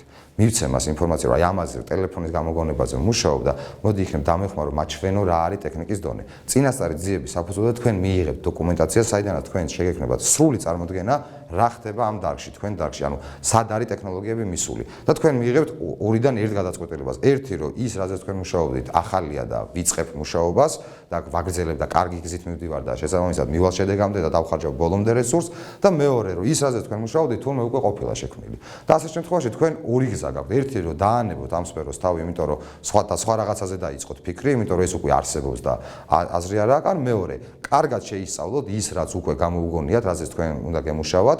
ნახოთ იქ თუ რაიმე პრობლემაა კიდე ტექნიკური დარჩენილი და იმ კონკრეტული ტექნიკური პრობლემის გადაწყვეტაზე იმუშაოთ და არ გამოგივიდეთ ველოსიპედის მეორედ გამოგონება, იმიტომ რომ ასეთ შემთხვევაში კიდე ერთხელ ეს რესურსი იქნება ფუჭად დაკარგული, იმიტომ რომ პატენტის შემდგომ მაინც არ გაიცემა და შესაბამისად თქვენ ვერ მიიღებთ ვერანაირ დაცვას იმ კონკრეტულ ობიექტზე, რომელიც თქვენ შექმნით ან რომელიც თქვენ გამოიგონეთ. ეს რაც შეეხება გამოგონებებს მოკლედ. შემდეგი ობიექტი, რომელზეც მინდა რომ გესაუბროთ, ეს არის სასაქოლო ნიშანი. რა არის სასაქოლო ნიშანი? ნებისმიერი პროდუქტი, რომელიც შეიძლება გამოგონებით იყოს დაცული თუ არ იყოს გამოგონებით დაცული, ნებისმიერი პროდუქტი საერთოდ, როდესაც გამოდის ბაზარზე, მეწარმისთვის მნიშვნელოვანია, რომ მომხმარებელმა ამ პროდუქტის იდენტიფიცირება გააკეთოს. რითი შეიძლება რომ გააკეთეს ამ პროდუქტის იდენტიფიცირება? ეს რითი იდენტიფიცირება კეთება არის სასაქოლო ნიშანი. ანუ ნებისმიერი სიმბოლო ან სიმბოლოთა ერთობლიობა, რომელიც შეიძლება იყოს სიტყვა, სიტყვებით ამაზე გვექნება მოკლედ ლაპარაკი თუ რა შეიძლება დარეგისტრირდეს სასაქოლო ნიშნად. მოკლედ ნებისმიერი სიმბოლო, რითიც თქვენ ბაზარზე არჩევთ პროდუქციას, შეიძლება რომ რეგისტრირებული იყოს სასაქოლო ნიშნად. რატო გვჭირდება სასაქოლო ნიშნის რეგისტრაცია? ძალიან მარტივი მაგალითი შეგვიძლია ავიღოთ, თქვათ iPhone, Nokia, Samsung მობილური ტელეფონები, რომელიც არის ბაზარზე. თქვენ მოგწონთ ზოგს iPhone, ზოგს Samsung, ზოგს Nokia ვთქვათ, ხო? და რაღაცა გარკვეული მიზეზებით მიიღეთ ეს გადაწყვეტილება, რაღაც ასეა თუ ისეა, მოკლედ ამ პროდუქციის არჩევა გინდათ. მაგრამ თქვენ როდესაც ამ პროდუქციის არჩევა გინდათ, თქვენ გინდათ რომ იყიდოთ ის პროდუქტი კონკრეტულად, რომელიც არის ან Nokia, ან iPhone, ან Samsung, ხო? და არ გინდათ იყიდოთ პროდუქცია, რომელიც არ ვიცით ვისი დამზადებულია და მასაც აწერია Samsung და გეშლებათ. ეს რო არ მოხდეს, ამისთვის არის სასაქოლო ნიშანი. ანუ სასაქოლო ნიშანი მეწარმისთვის არის ბაზარზე მისი პროდუქციის იდენტიფიცირების საშუალება. დღეს ახლა Nokia-ზე და Samsung-ზე როცა ვსაუბრობთ, ეს ძალიან ცნობილი ბრენდებია, ყურში გვესმის კარგად და ხვდებით რატო არის დაცვა საჭირო, მაგრამ Nokia როდესაც შეიქმნა, ის არაფერს არ წარმოადგენდა, პირველი ტელეფონი გამოიტანა ბაზარზე, მას შემდგომში მოიპოვა რეპუტაცია. როდესაც რეპუტაციას იპოვებს ესეთი ბრენდი, ყოველთვის ჩნდებიან მესამე პირები, რომელიც ცდილობენ რომ ან მიამსგავსონ ამ ბრენდს, რომ მისი რეპუტაცია წამოიღონ და მომხმარებელი შეიყვანონ შეცდომაში, ან ზუსტად იგივე დააწერონ და გაყიდონ და გაასაღონ როგორც თქვათ Nokia.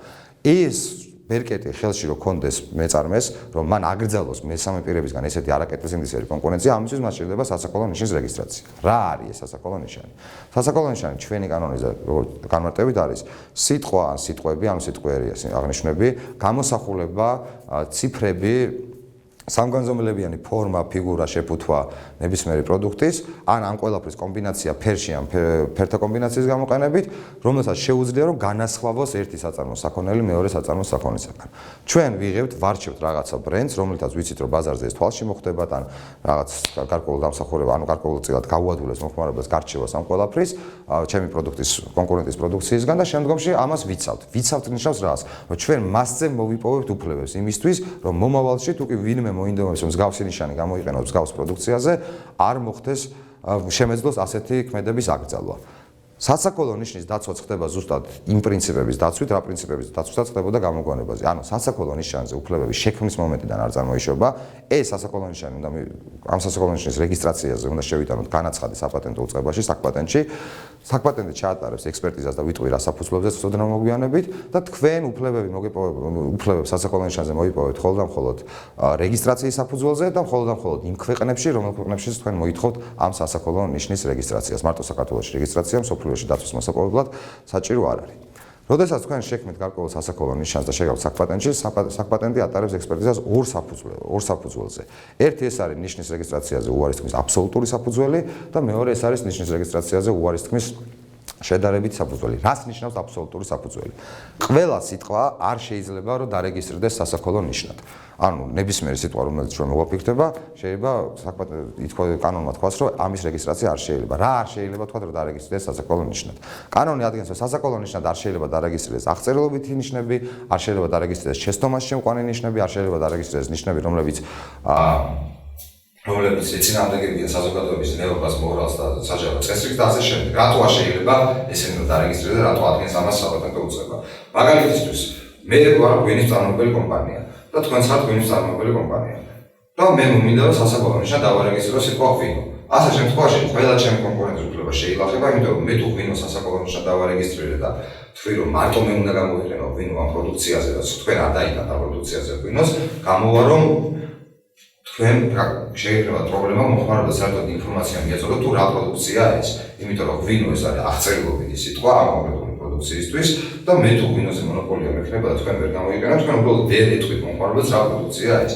შესაბამისად აღწერილობითი ნიშნები არ რეგისტრირდება. არის სიტყვები, რომლებიც მეწარმეობაში კონკრეტული საქონლისთვის გამოიყენება ძალიან ხშირად, ან ნებისმიერი საქონლისთვის წარმოადგენს გარკვეულ თვისებაზე მიმანიშნებელ სიტყვებს, როგორც არის თქვა IAP, იგივე ტელეფონისთვის, ან კომპიუტერისთვის, ან ძვირი, ან საუკეთესო, ან პრემიუმი, ან გოლდი, ხო, ეს არის სიტყვები, რომელიც გარკვეულწილად ხარისხს აღნიშნავენ, ხო? ან კაფე ყავისთვის თქვა, ხო? ესეთი სიტყვები არ რეგისტრირდება, იმიტომ რომ ისინი ერთი რომ გარკვეულწილად კავშირში არიან საქონელთან და მეორე რომ აღწერენ მის გარკვეულ თვისებებს და ამით ვერ ხდება განსხვავება. ტელეფონზე გვაწერია გოლდი ან ძვირი, მე ვერ მივხვდები ეს რა ტელეფონია, იმიტომ რომ ჩემთვის გოლდი შეიძლება ასოცირდებოდეს გარკვეულ ხარისხთან პროდუქციის და ვერ მივხვდეს ვის მიერ წარმოებული პროდუქცია. ამიტომ ამ კუთხით საკპატენტი ატარებს ექსპერტიზას, რომ ესეთი სიტყვების მონოპოლიზაცია არ მოხდეს და შემდგომში არ შეუქმნას მისმა მფლობელმა მის კონკურენტებს არასწორად, ასე ვთქვათ, არახელსაყრელი პირობები ბაზარზე. ეს ერთი ნაწილი. ასევე შეცდომაში შემყვანი ნიშნები, მაგალითად, არ შეიძლება სასაქოლო ნიშანი შეიქმნას ისეთი, რომ პროდუქციას აწარმოებს ქართული კომპანია და ნიშანი იყოს ისეთი, რომელთაც მომხმარებელს გონია, რომ პროდუქცია წარმოებულია გერმანიაში. ამასაც ყურადღებას აქცევს ნებისმიერი საპატენტო უწყება. ან მაგალითად, თქვა IFM-ის კოშკის სასაქოლო ნიშნის რეგისტრაციისთვის რომ მოითხოვოს კომპანია გარკვეული საქონლისთვის, აუცილებლად ეს საქონელი წარმოებული უნდა იყოს საფრანგეთში, იმიტომ რომ მომხმარებელმა შეიძლება იფიქროს, რომ რადგან IFM-ის კოშკი ახალია კონკრეტულ საქონელს ფრანგული წარმოშობის საქონელია. ეს არის ერთი ნაწილი. მეორე ნაწილი სასაქონლო ნიშნებთან დაკავშირებით რაც არის, ეს არის შედარებით საფუძვლები. რაც მოწმდება, ანუ როგორც ვთქვით, სასაქონლო ნიშნის რეგისტრაციის და დაცვის ფუნქცია არის ის, რომ მე სასაქონლო ნიშნის მფლობელმა მესამე პირებს, ან ჩემ კონკურენტებს ავუგზავნო იგივე საქონელზე, ამ მსგავს საქონელზე ჩემი სასაქონლო ნიშნის მსგავსი ნიშნის დატანა. რადგანაც ამის აკრძალვის უფლება მე მაქვს, როდესაც სასაქონლო ნიშანი შედის საპატენტო უწყებაში რეგისტრაციაზე, საპატენტო უწყება უყურებს უფრო ადრინდელ რეგისტრაციებს, რომ ეს ნიშანი, რომელზეც ეხლა ითხოვენ რეგისტრაციას, ხო არ გავს ნიშნებს, რომლებიც უკვე არის რეგისტრირებული. ესეთი ძიება ტარდება და თუ საპატენტო უწყება აღმოაჩენს, რომ ეს არანაირი, ასე ვთქვათ, მსგავსი ნიშანი უკვე რეგისტრირებული არ არის, მაშინ სასაქონლო ნიშნის რეგისტრაციასაც ახორციელებს და რეგისტრაციის მოწმობას გასცემს ნიშნის მფლობელზე. სასაქონლო ნიშნის რეგისტრაციის მოქმედების ვადა არის 10 წელი და მისი გაგრძელება შეიძლება ყოველი მომდევნო 10 წლით. ანუ განსხვავებით პატენტისა, სადაც 20 წელიწადში მთლიანად ამოიწურება საპატენტო უფლებები სასაქონლო ნიშნების სფეროში, სასაქონლო ნიშნის რეგისტრაცია შეუძლებლობა შეიძლება ყოველი 10 წლით გაგრძელდეს გარკვეული საფასურის გადახდის შედეგად. ნუ ეს რა თქმა უნდა, მიწარმეზე დამოკიდებული სურს თუ არა ამ ნიშნის მომავალში გამოყენება და დაცვა. რა არის კიდევ მნიშვნელოვანი სასაქონლო ნიშანთან მიმართებაში? სასაქონლო ნიშნის რეგისტრაცია არ ხდება აბსტრაქტულად, რომ აი მე თქვა კოკა-კოლა, სასაქონლო ნიშანი მოვიფიქრე და მინდა რომ კოკა-კოლა გავაწერო ჩემს პროდუქციაზე და შევიტანო საკპატენტში. ან საპატენტო ნებისმიერ საპატენტო უწყებაში. სასაქონლო ნიშნის რეგისტრაციისას აუცილებელია მიეთითოს ის საქონელი, რომლისთვისაც მე ვკითხავ რეგისტრაციას სასაქონლო ნიშნისას. ანუ განაცხადის ფორმა აუცილებლად ითვალისწინებს მოთხოვნას, რომ როდესაც მე კოკა-კოლას რეგისტრაცია მინდა, მივიდე და ვნიშნო, რომ რა პროდუქცია უნდა გამოვუშვა მე კოკა-კოლით. ანუ ეს არის გამაგრებული სასმელი, ალკოჰოლური სასმელი, ფარმაცევტული პროდუქცია, თუ ნებისმიერი სხვა. ანუ მთელი პროდუქცია არსებობს საერთაშორისო კლასიფიკაცია, სადაც მისი საერთაშორისო კლასიფიკაცია, სადაც საქონელთან მომსახურება მთლიანად არის, ასე ვთქვათ, გამოყრილი და დაკლასიფიცირებული კლასების მიხედვით და კონკრეტული კლასის მიხედვით მე უნდა მივიდე ის საქონელი, რომელსაც ვკითხავ რეგისტრაციას. რატომ არის ეს?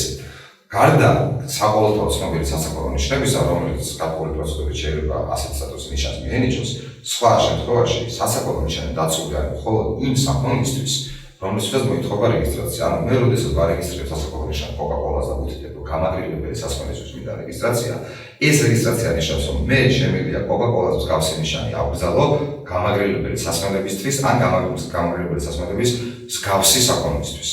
სხვა შემთხვევაში მე ვერ ავგზავნო Coca-Cola-ს გამომიღაცამ გამოუშვას მანქანა ნიშნით Coca-Cola, მე ვერ ავგზავნო. ეს არის კლასიკური ასე ვთქვათ გაგება სასაკოლო ნიშნის. გამონაკლისი აქედან არის მხოლოდ და მხოლოდ საყოველთაო ცნობილი სასაკოლო ნიშნები, ზუსტად ისეთი როგორც არის Coca-Cola. ანუ მე თუ ნიშანზე დავამტკიცებ, რომ ჩემი ნიშანი გახდა საყოველთაო ცნობილი და მას თავისი სპეციფიკა აქვს, როგორ უნდა დამტკიცდეს ეს ყველაფერი, ასე შემთხვევაში მე შემიძლია რომ ჩემი ნიშნის მსგავსი ნიშნის გამოყენება ავგზავნო არა მარტო მსგავსი საქონლისთვის, არამედ ნებისმიერი სხვა არამსგავსი საქონლისთვისაც, იმიტომ რომ ასე შემთხვევაში შეიძლება მომხმარებელმა ასოცირება გააკეთოს საყოველთაო ცნობილ ნიშანთან და ჩათვალოს, რომ ეს ახალი ხაზი ან რაღაცა კუთხით დაკავშირებულია იმ ცნობილ სასაკოლო ნიშანთან და შესაბამისად მოხდეს არაკეთილ ინდიციერად გარკვეული პრეფერენციების მოპოვება ბაზარზე. ანუ სასაკოლო ნიშანს ვარეგისტრირებთ გარკვეულ სიმბოლოს, გარკვეული საქონლის ან მომსახურებისთვის და გარდა საყოველთაო ცნობილი სასაკოლო ნიშნებისა, ნიშანი დაცულია მხოლოდ იმ საქონლისთვის ან მსგავსი საქონლისთვის, რომლისთვისაც მე დავარეგისტრირე სასაკოლო ნიშანი.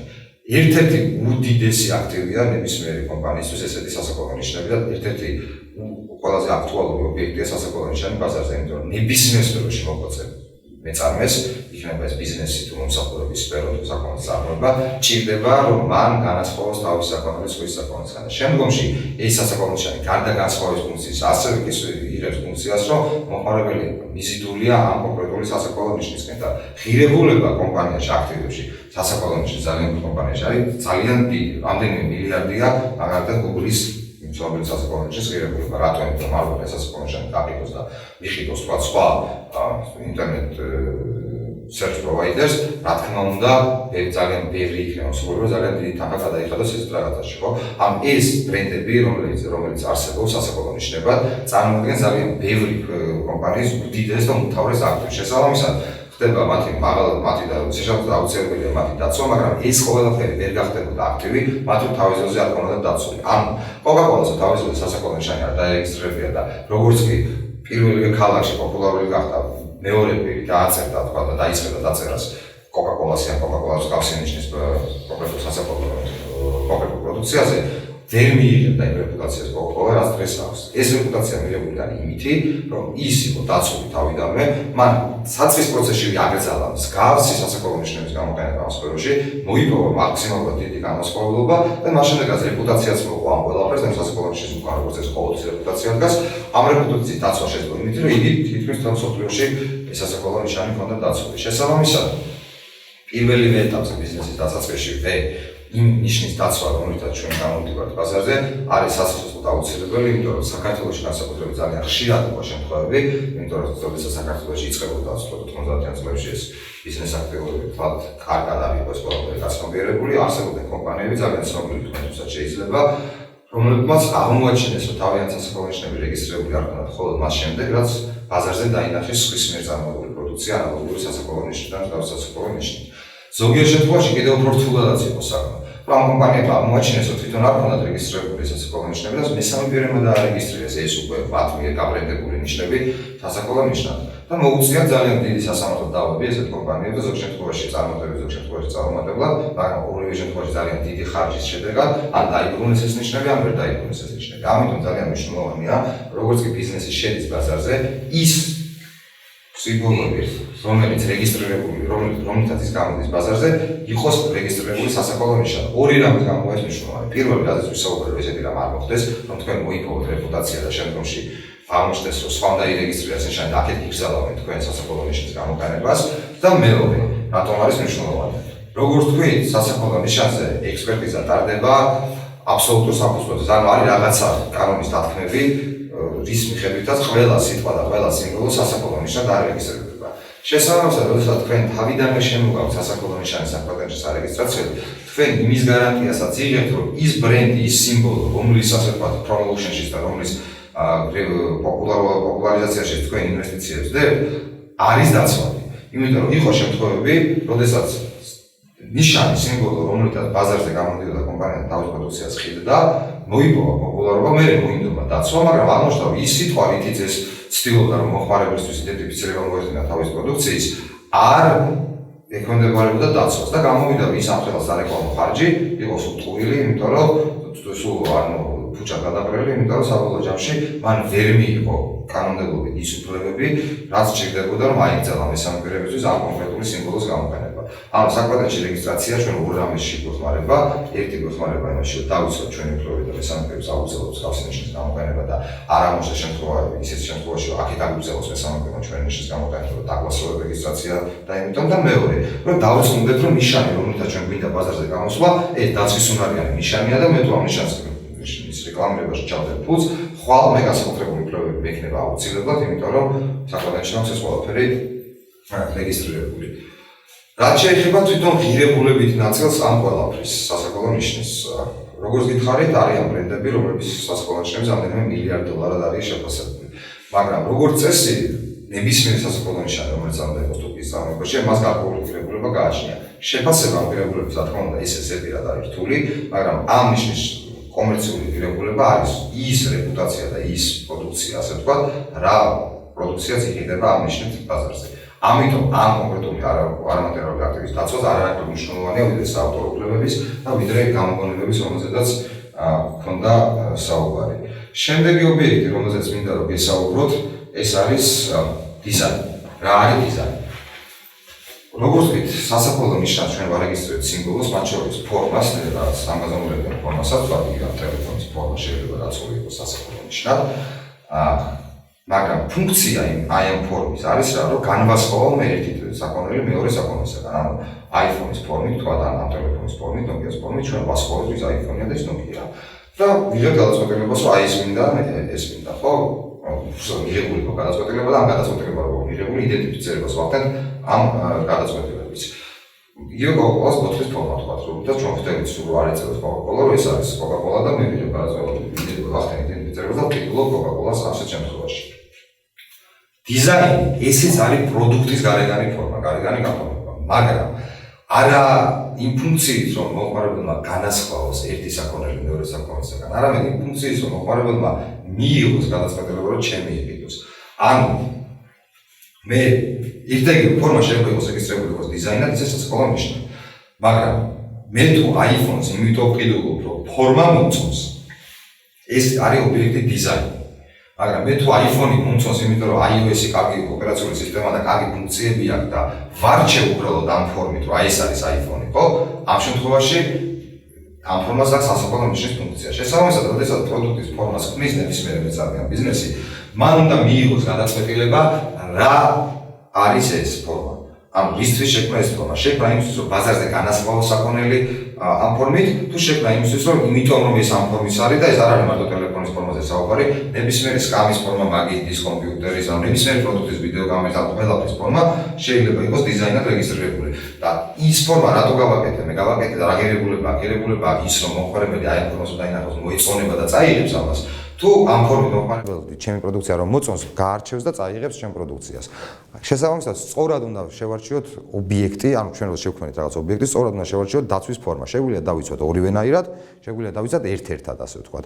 მაგრამ აუცილებელია დიზაინის ნაწილშიც, რომ დიზაინის დავარეგისტრიროთ, იმიტომ რომ თუ კი ეს დიზაინი არის ლამაზი, კარგი ფორმა და ესთეტიურად მართლა ღირებულია, რა თქმა უნდა, აუცილებლად გაჩნდებიან სურვილები, რომ ამ ფორმას მიამსგავსონ. ანუ მაგალითად ისევ ტელეფონების სფეროს რო დაუბრუნდეთ, არა მარტო Samsung-ის სახელის და iPhone-ის სახელის გამოყენებაზე არის ხოლმე პრობლემები და არა მარტო სახელის მიმსგავსებას ცდილობენ, არამედ ფორმის მიმსგავსებასაც ცდილობენ და ფორმის მიმსგავსებას სხვათა შორის ცდილობენ არა მარტო კონტრაფაქტორები და ასე ვთქვათ, ცუდი მეწარმეები, უხეშად რო ვთქვათ, ბჭყალებში. ისეთი დიდი კომპანიები, როგორიც არის Samsung-ი და Apple-ი, მათაც კი ქონდათ ერთმანეთში დავა აი ამ დიზაინზე უფლებების დარღვევაზე, იმიტომ რომ ისინიც კი მეტნაკლებად ცდილობდნენ, რომ ერთმანეთისთვის მიემსგავსებიათ ეს ფორმები. ამიტომ ამ ყველაფრის დაცვა არის ძალიან მნიშვნელოვანი და ეს ობიექტები უნდა იყოს სათანადოდ დაცული იმისთვის, რომ მომავალში არავინ არ იცის რა წარმატება ექნება ამ საკონელს, ამ ფორმას, ამ სასაკოლო ნიშანს და ამიტომ წინასწარ დაცვის მექანიზმების შექმნა უზრუნველყოფს იმას, რომ ამ ყველაფრის წარმატების შემთხვევაში ჩვენ გვექნება ხელში სამართლებრივი ბერკეტები იმისთვის, რომ ეს ყველაფერი სათანადო დონეზე დავიცვათ. და ძალიან ბოლოსკენ რომ დავასრულოთ ჩვენი, ასე ვთქვათ, დღევანდელი საუბარი, ორი რაიმე მინდა რომ ორი მაგალითი მინდა რომ მოვიყვანო უბრალოდ ამ ინტელექტუალურ საკუთრების პრაქტიკულ დანიშნულებასთან დაკავშირებით. ერთი მინდა რომ გითხრათ თუ როგორ გამოიყურება ასე ვთქვათ ეს ინტელექტუალური საკუთრება პრაქტიკაში და ბუნებაში. ანუ ჩვენ ვისაუბრეთ სათითაოდ საავტორო უფლებებზე, გამოგონებებზე, დიზაინზე, სასაქოლო ნიშანზე. როგორ ხდება ეს ყველაფერი პრაქტიკაში? არ არის ესე რომ ყველა შემთხვევაში ეს ობიექტები ცალ-ცალკე იყოს ასე ვთქვათ ჩვენ ცხოვრებაში წარმოდგენილი. როგორც წესი, ერთ პროდუქტში ძალიან ბევრი ესეთი ობიექტია თავმოყრილი და ნებისმიერი პროდუქტი, რომელიც არის მატერიალური ნივთი, მასში შეიძლება ძალიან ბევრი ინტელექტუალური საკუთრების ობიექტი იყოს გამოხატული. ანუ როგორც თქვით, ინტელექტუალური საკუთრება ეს არის არამატერიალური აქტივი, არამატერიალური ობიექტი, მაგრამ ის როგორც წესი გამოხატულია მატერიალურ ნივთში და როგორც წესი ერთ მატერიალურ ნივთში მარტო ერთი არ არის გამოხატული ინტელექტუალური საკუთრება, ბევრიც შეიძლება რომ იყოს. მაგალითად რო ავიღოთ ტელეფონი, Nokia-ს, ნებისმიერი ტელეფონი, აი Nokia-ს ტელეფონი რო ავიღოთ, რამდენი სახის ინტელექტუალური საკუთრების ობიექტი შეიძლება იყოს ამ კონკრეტულ ნივთში. ძალიან ბევრი. დავიწყოთ რა ობიექტები გვხვდება ჩვენ კონკრეტულ ტელეფონში. პირველ რიგში ჩვენ გვხვდება სასაქოლო ნიშნები. რა სასაქოლო ნიშნები გვხვდება? Nokia, რომელიც აწერია ვთქვათ ტელეფონს, ხო? ასევე სხვა რაღაცაც შეიძლება ეწეროს სერიული ნომერი, თქვა პროდუქტი 208 და ასე შემდეგ. ისიც სასაქოლო ნიშანია. ჩართვის მელოდია, ბგერები. ეს არის სასაქოლო ნიშანი, რომელიც Nokia-ს ასევე რეგისტრირებული აქვს როგორც სასაქოლო ნიშნად. კიდე რა გვხვდება? პატენტები და სასარგებლო მოდელები, რომელიც უამრავია თვითონ ამ კონკრეტულ მოწყობილობაში გამოხატული, როგორიც არის მონაცემთა გადამუშავების სისტემები, ოპერატიული სისტემები, ინტერფეისი ამ კონკრეტული ის ჩიპები და მიკროჩიპები და ასე ვთქვათ შიდა მოწყობილობები, რომელიც უზრუნველყოფს იმ ფუნქციების შესრულებას, რომელიც ტელეფონს აქვს და ასე შემდეგ. დიზაინი ამ ტელეფონის ფორმა თვითონ არის დაცული Nokia-ს მიერ როგორც დიზაინად. ღილაკების გაფორმება, ეკრანის განლაგება, ეს ყველაფერი შეიძლება იყოს და არის კიდეც დიზაინად რეგისტრირებული Nokia-ს მიერ. საავტორო უფლებები, ის კომპიუტერული პროგრამა, რომელთაც მუშაობს ეს კონკრეტული ტელეფონი, იგივე ის მელოდიები, ფოტოები, რომელიც შიგნით არის ჩატვირთული. ეს ყველაფერი არის საავტორო უფლებების სფეროთი დაცული. კომერციული საიდუმლოება ასევე შეიძლება იყოს ამ ტელეფონში, ანუ აი აქ შიგნით შეიძლება იყოს რაიმე გარკვეული ტექნიკური ცოდნა, რომელიც არ გახსნა Nokia-მ და თვითონ იცის შიგნით რომ აქვს და დაცულია კომერციულ საიდუმლოებად. ანუ ერთ პროდუქტში ნახეთ რომ შეიძლება იყოს როგორც სასაქოლო ნიშანი, ისე საავტორო უფლება, ისე დიზაინი, ისე კომერციული საიდუმლოება, ისე გამოგონება გაერთიანებული. ანუ ესე კომპლექსურად ხდება ეს ყველაფერი ბაზარზე. შესაბამისად, რითიც დავიწყეთ იმით რომ დავასრულოთ არის რა, რომ თქვენ როდესაც ბიზნესის იწყებთ და გარკვეულ რაღაც პროდუქციის წარმოებას იწყებთ, ერთი რომ თქვენ ერთ პროდუქტში შეიძლება ჩადოთ უამრავი ობიექტი, რომელიც ცალ-ცალკე დაცვას საჭიროებს თქვენს მიერ შექმნილი და მეორე, რომ თქვენ უამრავ ობიექტთან სხვის მიერ შექმნილთან შეიძლება მოგიწიოთ შეხება და დაგჭირდეთ მათი გამოყენება თქვენს ასე ვთქვათ თქვენი პროდუქციის შესაქმნელად და ამისთვის მათი უფლებები არ უნდა დაირღვეს, კარგად უნდა იცოდეთ რისგან შედგება ეს ინტელექტუალური საკუთრება, რომ თუ კი ხედავთ რომ გჭირდება სხვის ინტელექტუალური საკუთრება, ეს არ ნიშნავს რომ უნდა დავამთავროთ ყველაფერი და უნდა შევეშვა და სხვა რამ უნდა დავიწყოთ. არა, ჩვენ მისგან უნდა ავიღოთ უფლება, რომ მის ინტელექტუალური საკუთრება ჩავთოთ ჩვენს პროდუქტში, დავამატოთ ჩვენი ასე ვთქვათ თუ რამე გვაქვს შექმნილი და ისე გამოვიდეთ ასე ვთქვათ ბაზარზე. ეს სისტემა მთლიანად და დაცვის აუცილებლობა რატო არის ძალიან მნიშვნელოვანი და რატომ უნდა იქნას ამ ყველაფერზე ყურადღება მიქცეული. სასაუბროთ ეს ყველაფერი, რაზეც ვისაუბრეთ, ერთია, ეხლა მეორეა როგორ ხდება ამ ყველაფრის შექმნა. ამ ყველაფრის შექმნისთვის აუცილებელია უდიდესი ინვესტიციების ჩადება. ანუ ტელეფონის გამოსაგონებლად, იგივე ტაჩსკრინის ტექნოლოგიის შესაქმნელად, ნებისმიერი სამედიცინო პრეპარატის შესაქმნელად მილიარდებს ხარჯავს მისი შემქმნელი კომპანია იმისთვის, რომ კვლევებით და ასე შემდეგ მივიდეს იმ კონკრეტულ შედეგამდე. შესაბამისად, როდესაც მან ეს მილიონები და მილიარდები დახარჯა და ეს პროდუქცია ბაზარზე გამოვიდა, თქვათ ბაზარზე გამოვიდა ტაჩსკრინის ტექნოლოგია, ან ბაზარზე გამოვიდა კონკრეტული სამედიცინო პრეპარატი, მის შემდეგ ძალიან იაფიჩდება კონკურენტი მესამე პირის მიერ ამ ყველაფრის გადაკოპირება, გადაღება და დამზადება. ანუ მთელი ფული და ხარჯი იყო აქამდე მისასვლელად, თორე როდესაც მივედით, მე უკვე ყველასთვის ადვილია, როდესაც ვიცით როგორ გავაკეთოთ.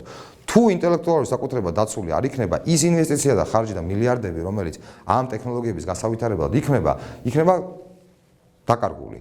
და არა მარტო ის, რომ ბიზნესის ინტერესი აღარ იქნება, რომ აი ესეთი კვლევებში ფული ჩადოს, თქვა ახალი წამალი გამოიგონოს, ახალი ტექნოლოგია განავითაროს, აღარც იქნება მას იმის ფული, რომ ეს გააკეთოს. ამიტომ არის მნიშვნელოვანი, რომ ის მილიარდები და ის ხარჯი, რომელიც იწევა საინოვაციო საქმიანობის ხარდაჭერისთვის, გარკვეულწილად იყოს დაცული და ინტელექტუალური საკუთრების სისტემა სწორედ ამ დაცვას ემსახურება, ის 20 წლიანი პატენტის მოქმედება ემსახურება იმ დაცვას, რომ მილიარდი რო დახარჯა, თქვა კომპანია Pfizer-მა რაღაცა წამლის შესაქმნელად, რომელიც ადამიანს კურნავს, ამოიღოს ეს მილიარდი, იშოვოს მოგება და და შემდეგი მილიარდი ჩადოს კიდე იმაში, რომ ახალი დაავადების კურნალობისთვის დაიწყოს კვლევები. როდესაც ტაჩსკრინის ტექნოლოგია შეიქმნა და მილიარდი დახარჯა ვიღაცამ, რომ ტაჩსკრინის ტექნოლოგია შეექმნა, ის ოცლიანი საპატენტო მოქმედება და მონოპოლია მას სჭირდება იმისთვის, რომ მან აქედან მიიღოს შემოსავალი, მიიღოს მოგება და უფრო ახალი ტექნოლოგიის განვითარებაში ჩადოს რესურსები. თუ ესე არ იქნება, რა თქმა უნდა, ეს თანხა ამოწურვადია და შესაბამისად ტექნოლოგიური პროგრესი გაჩერდება. კონკურენტები, არაკეთილ სინდისეულ კონკურენტებზე მოკლაპარაკე, რა თქმა უნდა, ყოველთვის ცდილობენ, რომ იგივე პროდუქტი შეთავაზონ ნაკლებ ფასად, იმიტომ რომ მათ უკვე იციან სხვისი შრომის შედეგად როგორ უნდა გააკეთონ და თვითღირებულება პროდუქტი შეიძლება ძალიან იაფი ჯდებოდეს. ძალიან ხშირად არის ხოლმე დისკუსიები სხვადასხვა ასე ვთქვათ აზრების წარმომადგენლებს შორის, რომ მაგალითად, როდესაც ტელეფონი ან წამალი ღირს $100 ან $500, რატო ღირს, როდესაც თვითღირებულება მისი არის $20, $2, $5 და ასე შემდეგ. თვითღირებულება არ არის მხოლოდ ის მატერიალური ნივთი, რომელიც გვიჭირავს ხელში, იმიტომ რომ როგორც ვთქვით, მატერიალური ნივთი არ არის ინტელექტუალური საკუთრება. თვითღირებულებაში უნდა შევიყვანოთ ის არამატერიალური აქტივიც, რომელიც მასში არის გამოხატული და იმ არამატერიალური აქტივის შესაქმნელად რამდენი თანხაა დახარჯული იმას თვითღირებულებაში გადავიყვანთ, რა თქმა უნდა, ეს თანხები ესეთი თვითღირებულება ესეთი იაფი აღარ მოგოჩნდება. აი ამისთვის არის მნიშვნელოვანი, რომ დავიცვათ ინტელექტუალურ საკუთრება და ამისთვის არის მნიშვნელოვანი ინტელექტუალური საკუთრების დაცვის შემთხვევაში, რომ ინოვაციებში ჩაიდოს ინვესტიციები, რომ შეიქმნას ახალი ბრენდები, ახალი ტექნოლოგიები და ზოგადად ტექნოლოგიური პროგრესი ჭიდროდ არის დაკავშირებული როგორც ბიზნესის კუთხით შემოსავლის მიღებასთან, ისე ინტელექტუალური საკუთრების დაცვასთან. დღევანდელ ჩვენ ლექციას დავასრულებ ერთი ძალიან ისეთი ისტორიული, ასე ვთქვათ, ფაქტით, რომელიც ძალიან კარგად უსვავს ხაზს, ასე ვთქვათ, რატოა მნიშვნელოვანი ამ ტექნოლოგიებში ინვესტიციების ჩადება და შემდგომში ამ ინვესტიციების დაცვა. კონსტანტინოპოლის დაცემამდე მის იმპერატორთან მივიდა ერთი უნგრელი გამომგონებელი, ეს არის ჩვეულებრივი ისტორიული ფაქტი და შესთავაზა ახალი ტექნოლოგია, ზარბ-ქვემეხის ახალი ტექნოლოგია, რომელიც იქნებოდა ძალიან დიდი, ძალიან გრძელი და ძალიან შორს ისროდა მოკლედ ყუმბარას. ნახაზებით და მომზადებული, ასე ვთქვათ, პროექტით მივიდა. განიხილეს კონსტანტინოპოლის კარზე ეს ინფორმაცია ამ გამომგონებლის გადაუხადეს მადლობა და უთხრეს უარი, რომ ძალიან ძვირი ჯდებოდა ამ ყველაფრის შექმნა, ასე ვთქვათ. ეს უნგრელი გამომგონებელი მოგვიანებით მივიდა მეჰმედ მეორესთან, სულთანთან, რომელიც ცოტა გვერდზე, ასე ვთქვათ, იყო და ასე ვთქვათ, მეფობდა და ანალოგიური პროექტი შესთავაზა. მეჰმედ მეორემ ეს პროექტი დააფინანსა და ეს იყო ის ზარბაზანი, ის ქვემეხი, რომელიც დააყენა ზღვაში მეჰმედ მეორემ და კონსტანტინოპოლის კარები ჩამოიღო ისეთი სიშორიდან, დაანგრია კედელი და კარები ისეთი სიშორიდან, სადაც ბერძნების ზარბაზნები ვერ მიწვენდა ქვემეხები. ანუ ფაქტი ისტორიაში არის დაფიქსირებული, როდესაც ერთმა სახელმწიფომ შეიკავა თავი ინოვაციაში თანხის ჩადებაზე, მეორე სახელმწიფომ ჩადო ეს თანხა და იმ სახელმწიფომ დაიპყრო სწორედ იმ ინოვაციით ის სახელმწიფო, რომლის დაფინანსებაზე ზუარი თქვა სახელმწიფომ. ეს უბრალოდ მოვიყვანე ფაქტად, იმიტომ რომ კარგად ჩანს ნიშნულობა თუ რაოდენ მნიშვნელოვანია ინოვაციებში ფულის ჩადება და ინვესტიციების ჩადება ქვეყნის განვითარებისთვის, მაგრამ ეს ფული და ეს ინოვაცია, ეს ხარჯები არ იქნება ჩადებული ინოვაციების განვითარებაში, თუ მას არ ექნება სათანადო სამართლებრივი დაცვა და თუ არ ექნება გარანტია ინვესტორს, რომ ამ თანხებს ამოიღებს მისი ინტელექტუალური საკუთრება ამ დაფინანსების შედეგად შექმნილი იქნება დაცული და შემდგომში ეს თანხები იქნება ამოღებული, გავა მოგებაზე და დარჩება ის რესურსიც, რომ ჩადოს კიდევ უფრო ახალი კვლევებისთვის. დღეისათვის სულ ეს იყო, დიდი მადლობა ყურადღებისთვის.